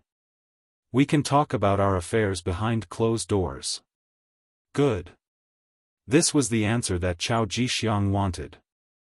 Striking while the iron was hot, he said, "Since this is the case, this subject thinks that we can contact the Prince of Min and deal with the Duke of Zhongdan together. If he loses the battle with Jiaozhi, there is nothing to say. If he wins, he is bound to come back. At that time, we will wait for them to fight until both sides are injured. When they are tired and exhausted, we will suddenly send troops. Your Majesty, what do you think the result will be?" Hiss. Zhu Qizhen took a deep breath after hearing this. If an army had just finished a battle and was about to take a good rest, a stronger army would appear and target them, then the result would be obvious. If that was the case, then the overall situation would be set. The plan was good. Even Zhu Qizhen felt that it was too insidious. However, considering that everything was for the sake of the great Ming dynasty, it was understandable that the method was too extreme. But it was because of this that Zhu Qizhen had to cooperate with the Prince of Min, which made Zhu Qizhen a little unhappy. Seeing that Zhu Qizhen did not immediately express his opinion and was thinking deeply, Chao Jixiang continued, "Your Majesty, the Prince of Min and you are just family matters. Yang Chendong is really different. If we can't suppress him now, it will be more difficult to target him in the future. Once he gains power, who knows if he will be the next Huang Yuliang." His face was still very serious, but he could not help but nod first. Chao Jixiang's words were exactly what he was worried about. It seemed that his great companion had a good sense of politics. Seeing that Zhu Qizhen did not interrupt him, Chao Jixiang knew that he had spoken the emperor's mind. He continued proudly, "Presumably, both your Majesty and the Prince of Min can see the problem of the Duke of Zhongdan. As long as we remind him a little, he will definitely do something. At that time, we can eliminate the problem in his heart and also let the Prince of Min be seriously injured in the process of killing him. It is really killing two birds with one stone." Good, good. Zhu Qizhen clapped his hands with an encouraging look. But then he shook his head, "We can see this, but can the traitor Prince of Min not see it?"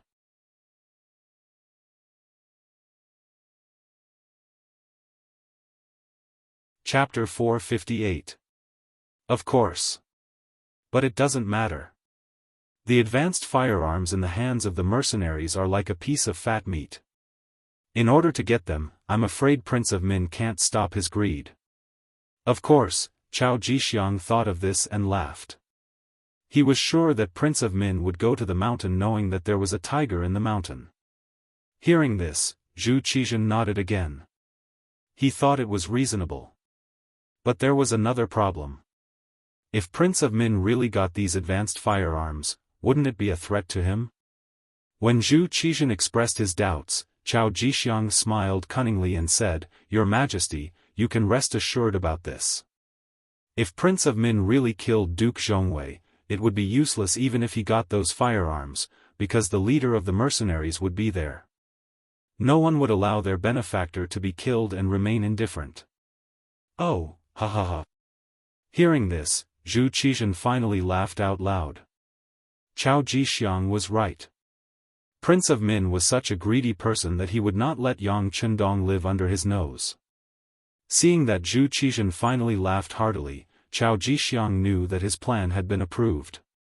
He struck while the iron was hot and said, "In order to lure Prince of Min into the trap, we only need to promise them that King of Shiping will block Duke of Zhongdan's retreat and prevent him from escaping once the opportunity arises. In this way, not only will our plan succeed, but if the mercenaries want to take revenge in the future, they will only look for them. Your Majesty only needs to say that you don't know anything, and then you can get rid of this matter completely. Chao Jixiang had thought everything out for him. Zhu Qizhen had no reason to refuse. He immediately ordered Commander Menda to do this. He found a reliable person to contact Prince of Min and make preparations for the future.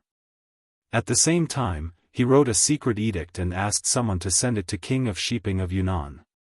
If Yang Chendong really defeated the Jiaoji army and returned, he would give him a fatal blow. At the same time, Prince of Min also took action. After Chen Tian returned to the camp, he told Prince of Min everything. After much consideration, Prince of Min agreed. In his eyes, both the mercenaries and the Jiaoji army were thorns in his flesh. If they could fight, it would be a good thing no matter who won. As for the 100,000 civilians that Yang Chendong requested, that was even simpler. Just pick some people who didn't have enough to eat or warm clothes and send them over. Once the war started, refugees could be seen everywhere. 100,000 people was really not a big deal. Once he did this, he would fall out with the Jiaoji army. The king of Min, who had already occupied most of Yunnan, Guangxi, and Guangdong, had a very solid foundation. He only needed time to recruit new soldiers and digest these territories. His strength would increase by several times. At that time, he would not be afraid to face the weak southern Ming alone. King of Min made a decision, and Yingzong also responded. Finally, it was Yang Chendong's turn to make a move. Yang Chendong, who owned Daikara, had long set a goal for himself. In order to achieve these goals, the first thing he needed to do was to have power and influence. He had achieved this. The second thing was to weaken the Great Ming strength. Then, he would openly have the power to lead his own troops. He had also achieved this. The third thing was how to lead his army to conquer the world and gain the Great Ming's tacit approval. For this step, he had put in a lot of effort. Now, it seemed that he had finally achieved it. When he received Zhu Qizhen's imperial edict from Kuang Yi that allowed him to lead the troops, the next day, 1,500 cold vanguard troops, 5,000 auxiliary troops, and 5,600 temporary auxiliary troops, a total of 12,000 men, set out from the south of Gaozhou Prefecture, brushing past Miao Jinlong's camp and heading towards Guangxi. 2 days before they left, Yang Chendong arranged for his 2 wives to leave with the last batch of soldiers from Laizhou Prefectural City. This time, they were going to fight Jiaoji. The terrain there was complicated, and there were dense forests everywhere. In some places, it would be difficult for carriages to travel. Fighting on someone else's home ground, there was the possibility of falling into danger at any time. It was naturally very inconvenient to bring the women along. However, Yang Chendong had to carefully consider where to send them. Looking carefully, whether it was the Yang clan manor near the capital or Jianghu prefectural city, neither was a very safe place. As long as he didn't die, his family and loved ones should be safe. However, this was only under normal circumstances. Who knew if there would be people who would take the risk? After thinking about it, there was only one place that was safest, Xayuriukyu Island's Crimson City. Moreover, Su Monair had already arranged for them to go there. As the saying went, an ugly daughter-in-law would have to meet her parents-in-law sooner or later. Even if he didn't tell them about Crimson City, he probably wouldn't be able to hide it from the 2 women for long. Since that was the case, it was better to have them go there first so that they could get used to it and think about what they would have to face after becoming his wives. Were they mentally prepared? In truth, Yang Chendong had guessed that Hu Yan and Madame Shui would probably be shocked at first, then shocked, but in the end, they would still support him. After all, women in ancient times rarely had such independent thoughts. Most of them were loyal to one person and would follow the person they married for the rest of their lives. Yang Chendong had made up his mind. However, it took him a lot of effort to arrange for the 2 women to go there. Just as he thought, Hu Yan and Madame Shui actually asked to face all the difficulties with Yang Chendong. The two women didn't want to leave Yang Chendong. They were more worried about him. How could he say anything harsh to women who were worried about him? Fortunately, Yang Chendong knew how to beat around the bush. He adopted the method of attacking them one by one. First, he persuaded Madame Shui. Then, the two of them worked together to deal with Hu Yan. As expected, they succeeded in the end. Using the excuse of sending them to the safest and most comfortable place, Hu Yan and Madame Shui left before the battle. Following them were Tai Qingyi, a group of female guards, and Yang Wu, who represented Yang Chendong's identity. After settling the family affairs, Yang Chendong finally set his eyes on the territory outside the Great Ming Dynasty. Only 2 days later, the army set out. In the front and back, there were 29 battalions, totaling more than 12,000 men. As they walked past Miao Jinlong's camp, the other party was like a rooster ready to fight. They put on a defensive posture. It was obvious that the previous battle had indeed frightened them. Seeing the mercenaries walk past them, they instinctively went into a defensive state. It was destined that such a defense was useless. Yang Chendong's target was not them at all. More than 12,000 people passed by the camp openly. Miao Jinlong and the others breathed a sigh of relief when they couldn't see any trace of them. Not far behind, on the city gate tower of Gaozhou, Kuang Yi could not help but sigh as he watched Yang Chendong leave with the army. He had been with Zhu Qizhen for a long time. He knew his emperor too well. He was a man who hated to see others better than him. This time, Yang Chendong went in alone. He did not know whether it was a good thing or a bad thing. But at this moment, he couldn't care less because he had to leave Gaozhou Prefecture immediately. At this moment, he could only wish Yang Chendong good luck. Jiaozhi. It was also known as Jiaozhi.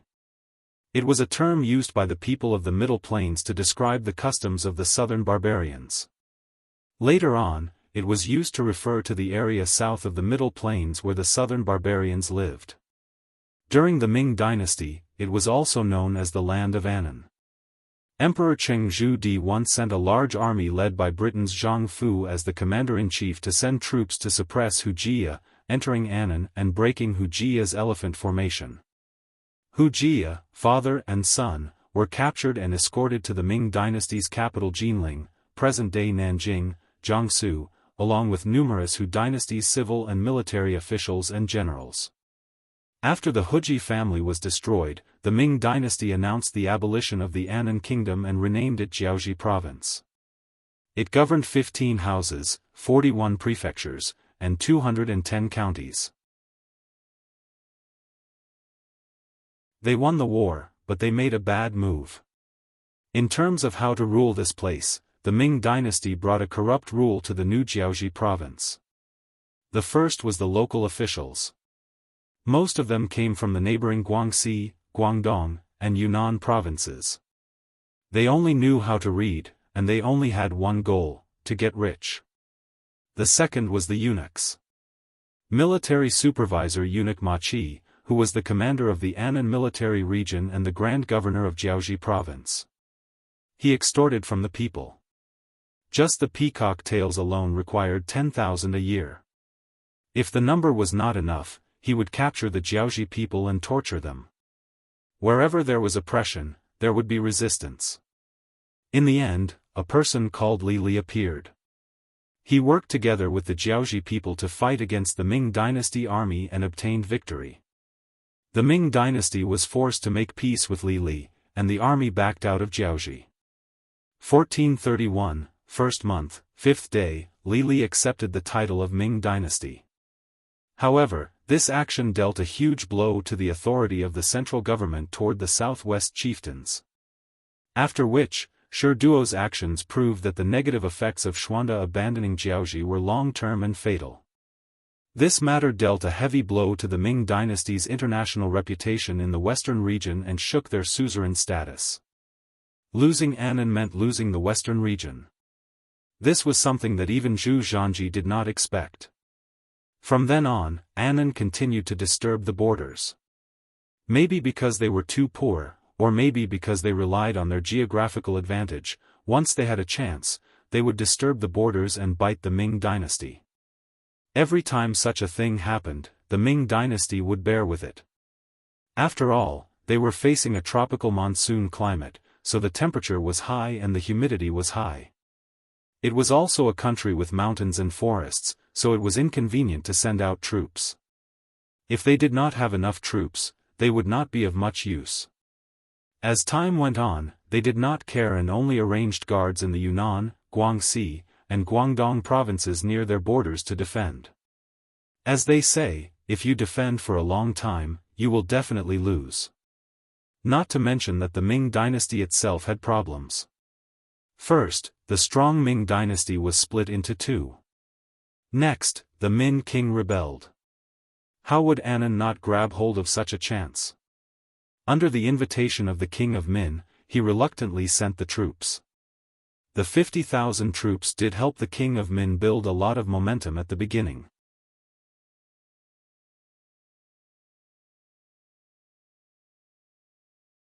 Chapter 459. South Ming was already weak, and Zhu Qizhen's main focus was on Baiming. Along with the chaos of the Huang bandit army in Guangdong, the Min king worked with Jiaoji, and the Miao people suddenly attacked. Naturally, they obtained a huge victory, charging out of Yunnan and into Guangxi and Guangdong. The war was going smoothly, and Annan King Lili, who was blinded by greed, wanted more benefits. Under the instigation of his subordinates, he proposed a marriage alliance with the Min king. He wanted to marry the Min king's sister, Yuan Infanta, and said that they would be friends for generations to come. When Lili was given the title of Annan king, he also made a vow that they would be friends for generations to come. However, not long after, he changed his mind. Naturally, the words of such a person could not be trusted. Furthermore, Lili was already over 60 years old, and Yuan Infanta was not even 20. This was pushing his sister into a fire pit, so how could the Min king agree? However, considering that they were still an alliance army, if they did not handle this well and became enemies, it would only benefit the Yingzong emperor. It was at this moment that his subordinates came up with an idea, which resulted in the matter of Yang Chendong sending troops to attack the Jiaoji army. Especially after Yang Chendong proposed a declaration of war, he thought that he could not let Annan grow too big, and he could not marry off because of this matter. This would affect the morale of the army, and he would attract the dissatisfaction of his brothers. In the end, the Min king sent out a declaration of war, saying that the Annan king Lili was not good. This could be considered a falling out. The moment the declaration was sent out, the most shocked person was the Annan general Ruan Gengwang, who was still waiting for news in Guangnan House. The surname Ruan was the biggest surname in Jiaoji. With a large population, naturally, there would be more talents. Ruan Gengwang was one of them. With the support of his family and his own ability, he took on the mission of leading the army. He led 50,000 troops out of Jiaoji and into Great Ming territory. They were weak to begin with, and they did not have enough preparation. The moment the Jiaoji army appeared, they caught the South Ming army off guard. Not only did they occupy the city and steal a lot of gold, but they also captured 100,000 South Ming civilians. A portion of them were sent back to Jiaoji as slaves, leaving 50,000 strong men to form the Han captive army. With that, Ruan Gengwang, who had 50,000 Jiaoji troops and 50,000 Han captives, had a lot of morale. Even when he received news that the king of Min had sent someone to contact the Duke of Baiming to deal with Jiaoji, he did not take it seriously. To be able to become a general, especially one who led an army of 50,000, Ruan Gengwang had some ability. In his view, strength was the most important thing. In the face of absolute strength, all schemes and machinations were nothing more than clowns dancing. It was not a big deal. Amidst this pride, a declaration of war appeared. But Ruan Gengwang was only surprised. Then he was angry and a little angry. He said in front of his two confidants, Deputy General Hong Jin and his nephew Ruan Yongyang, "What bullsh *t Duke of Loyalty and Courage. Just let him come. I will kill all of them here and see what kind of explanation King Min will give." Humph. If the compensation doesn't satisfy this general, then we'll have to talk about it. Of course. Uncle is so brave. Who can defeat you? It's fine if the Duke of Loyalty and Courage doesn't come. But if he comes, he won't be able to return. Ruan Yongyang, who looked 60 to 70% similar to Ruan Gengwang, immediately began to flatter him. It was not very accurate to say that he was flattering. At least the other Deputy General Hong Jin, who was good at war, did not object. Perhaps in his eyes, he also thought so. Feeling very comfortable with his nephew's words, Ruan Gengwang said, "Let's do it this way. Tell the army to get ready. Once the Duke of Loyalty and Courage comes, we will teach them a lesson. Let them know that they are not invincible just because they defeated the Huang bandits. In terms of military strength, we, the Jiaoji men, are the best in the world. Mu family of Yunnan." The three big words, King of Shiping, hung high outside the Netherworld Gate, showing their strength and power. Recently, the King of Shiping, Mubin, had been living a good life. During the chaos in the south, the Mu family, who had military power and had lived here for generations, obviously became popular in everyone's eyes. Whether it was Zhu Qizhen, the King of Min, Li Li, or even Zhu Qiyu, the acting Grand Master of Baiming in the north, they all sent people to draw them to their side. This was not long after, Mu Bin was crowned as the first living king of Shiping in the Ming Dynasty with a different surname. Mu Bin should have been satisfied with being crowned as a king of Shiping. This was definitely something that could be written in the history books and bring honor to his ancestors. In fact, Mu Bin did send out troops. In order to live up to the title of King of Shiping, he led 100,000 Mu family troops to fight against the King of Min. Unfortunately, he had to return in defeat because of the stupid teammates of the southern Ming dynasty. Then he could only watch the King of Min's forces go out of Yunnan and quickly occupy Guangxi and Guangdong. Now that things had come to this, Mu Bin did not have any better ideas outside of Yunnan. Because once he led the army out, what would happen if Yunnan fell into chaos? Who would be responsible for the military supplies along the way? Under all kinds of worries, Mu Bin did not make a move. Fortunately, his existence could restrain the army of the King of Min's lineage. People like the King of Guangdong, Zhu Huili, and the Miao chief of Demang village, Yang Wenba, were restrained by him in Yunnan and Guangxi, and did not dare to act rashly. It was precisely because of this that Zhu Qizhen did not openly cause trouble for Mu Bin. Although it was certain that he was not satisfied, he was too far away from the emperor. There was nothing he could do. He could not reprimand the other party and cause the Mu family to seek refuge with King Min. If that happened, the South Ming dynasty would be in real danger. In such a big environment, Mu Bin lived very comfortably. Zhu Huichen, and Yang Wenba, who knew the strength of the Mu family, did not want to fight with him. On the contrary, they would send people to send some gold and silver from time to maintain their relationship. Mu Bin did not want to accept it at first, but under Wang Ji's reminder, he finally accepted it all. Wang Ji was a very interesting person. He was originally the assistant minister of the Ministry of War of the Southern Ming dynasty and had some ability. When Kuang Yi was old and retired, he would naturally be able to smoothly fill the position. However, he was impatient and did not choose to stay put. Instead, he decided to take the initiative to make more contributions and become the minister of the Ministry of War as soon as possible. Therefore, he suggested Feng Mubin to be a king with a different surname and solve the matter of Yunnan as soon as possible. The idea was good, but the reality was cruel. In the end, the plan failed. Zhu Qizhen vented his anger on Wang Ji and asked him to be removed from his post and sent back to the capital of the southern Ming dynasty. Knowing that there would be no good result if he went back, Wang Ji began to beg Wang Mubin of Shiping, saying that he was willing to take the blame and work for him. He also promised that once the war was over, with his connections, he would be able to contact more important officials to speak for the king of Shiping when he returned to the capital with the gold and silver. Considering that his title as a king with a different surname came a little suddenly and Zhu Qizhen did not give it so willingly, who knew if he would come after him in the future? If there was someone in the capital who could speak for him and move around, it would be a good thing. In addition, the original suggestion of him being a king with a different surname came from Wang Ji himself, so Mu Bin agreed to this request. Using the excuse that Wang Ji was not well, he temporarily stayed in the Mu family. For the sake of future plans, he accepted the gold and silver sent by Prince of Min.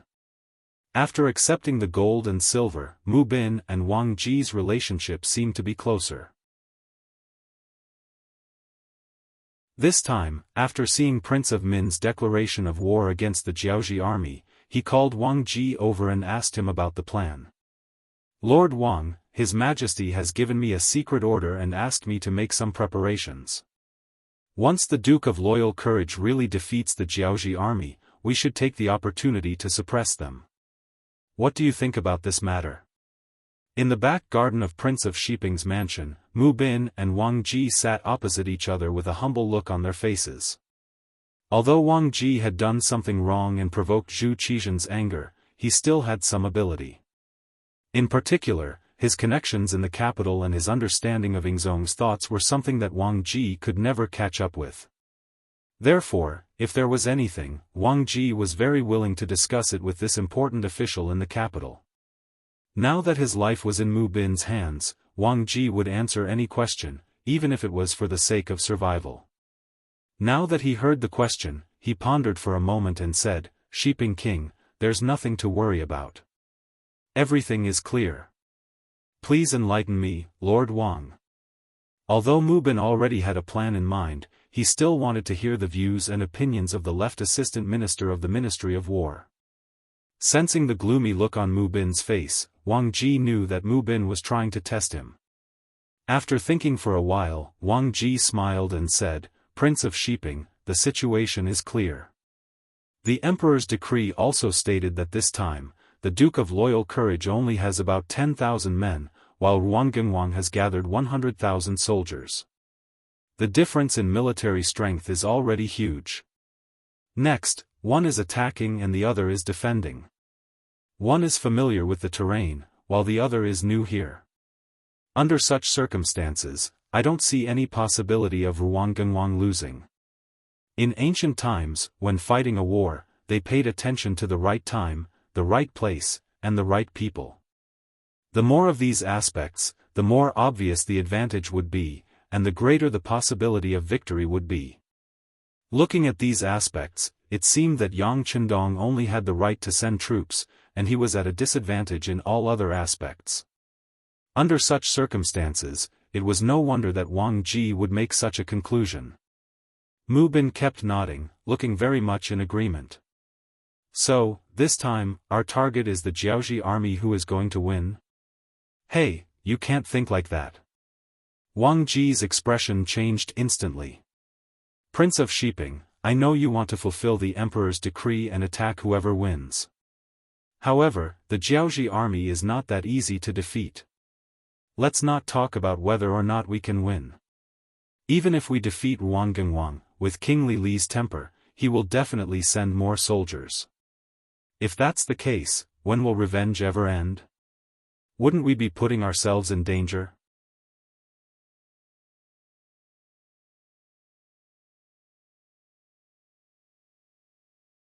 Chapter 460.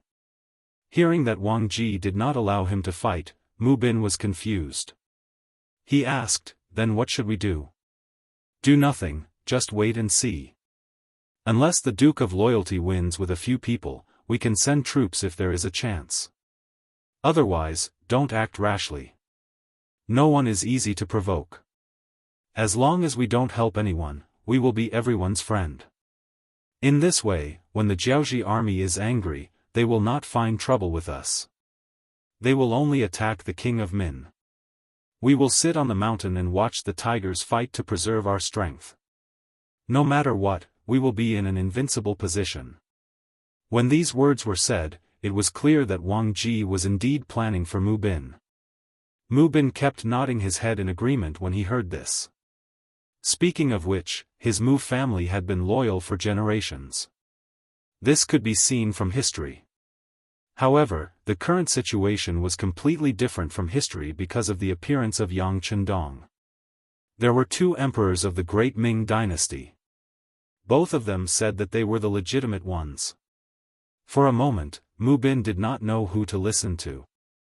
Under such circumstances, who should he be loyal to?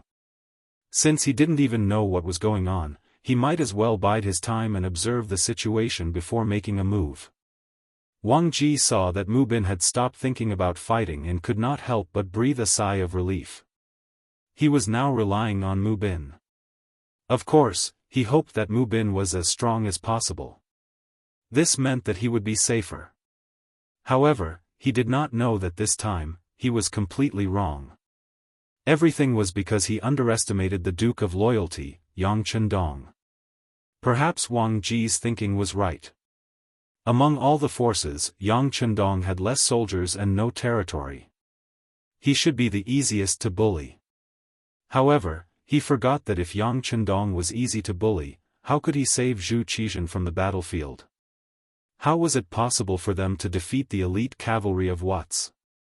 How could he destroy the Huang bandit army that was getting more and more powerful in less than 2 months?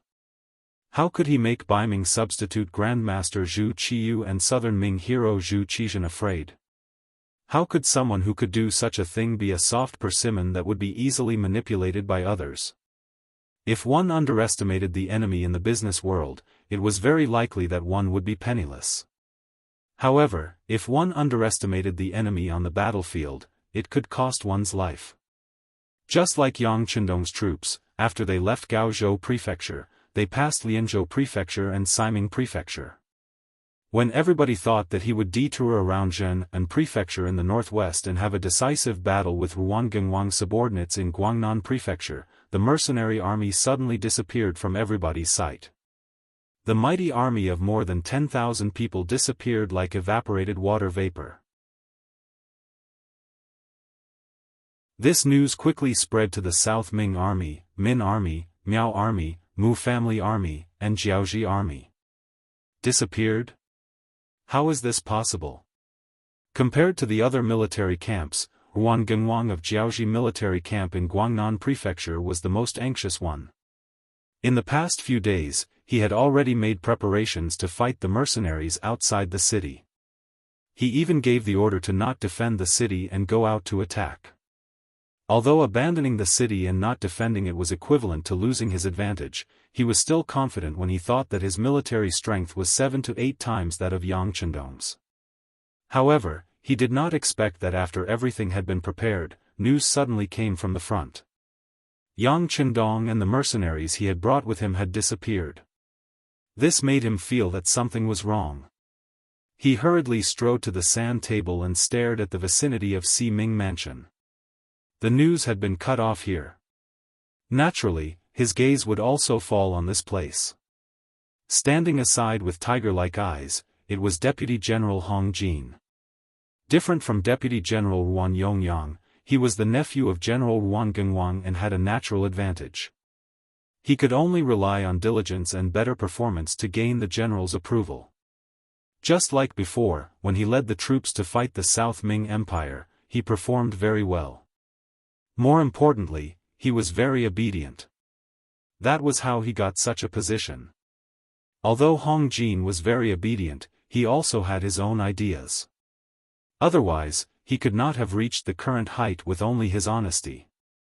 Under his observation, he noticed that Ruangengwang's gaze fell on the vicinity of Saiming Mansion.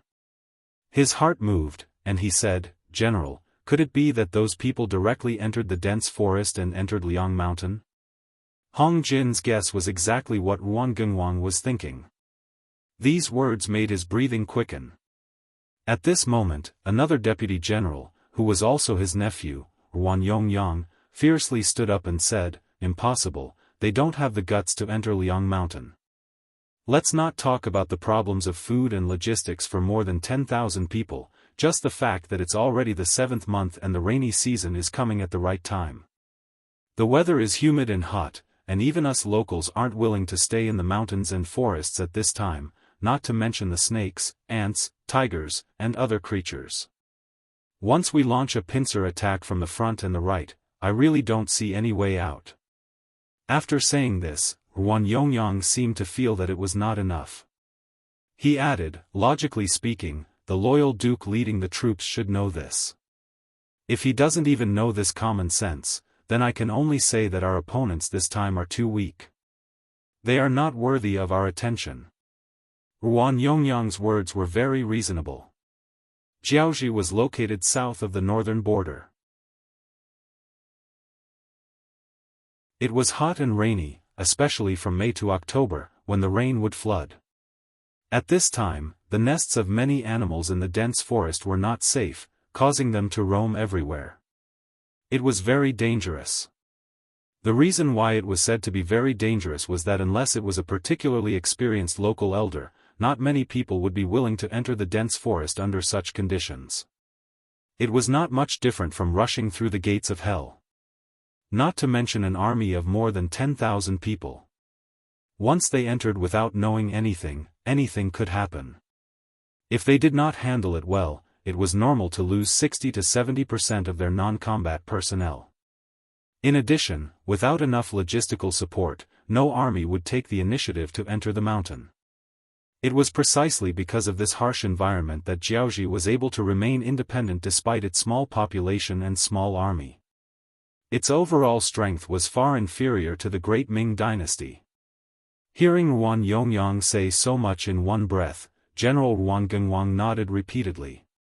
Just when the other generals thought that he was thinking the same, he suddenly said to his deputy general, Hong Jin, immediately arrange for scouts to enter the Langshan area and search for possible traces and evidence of their entry. The sudden decision stunned the other generals.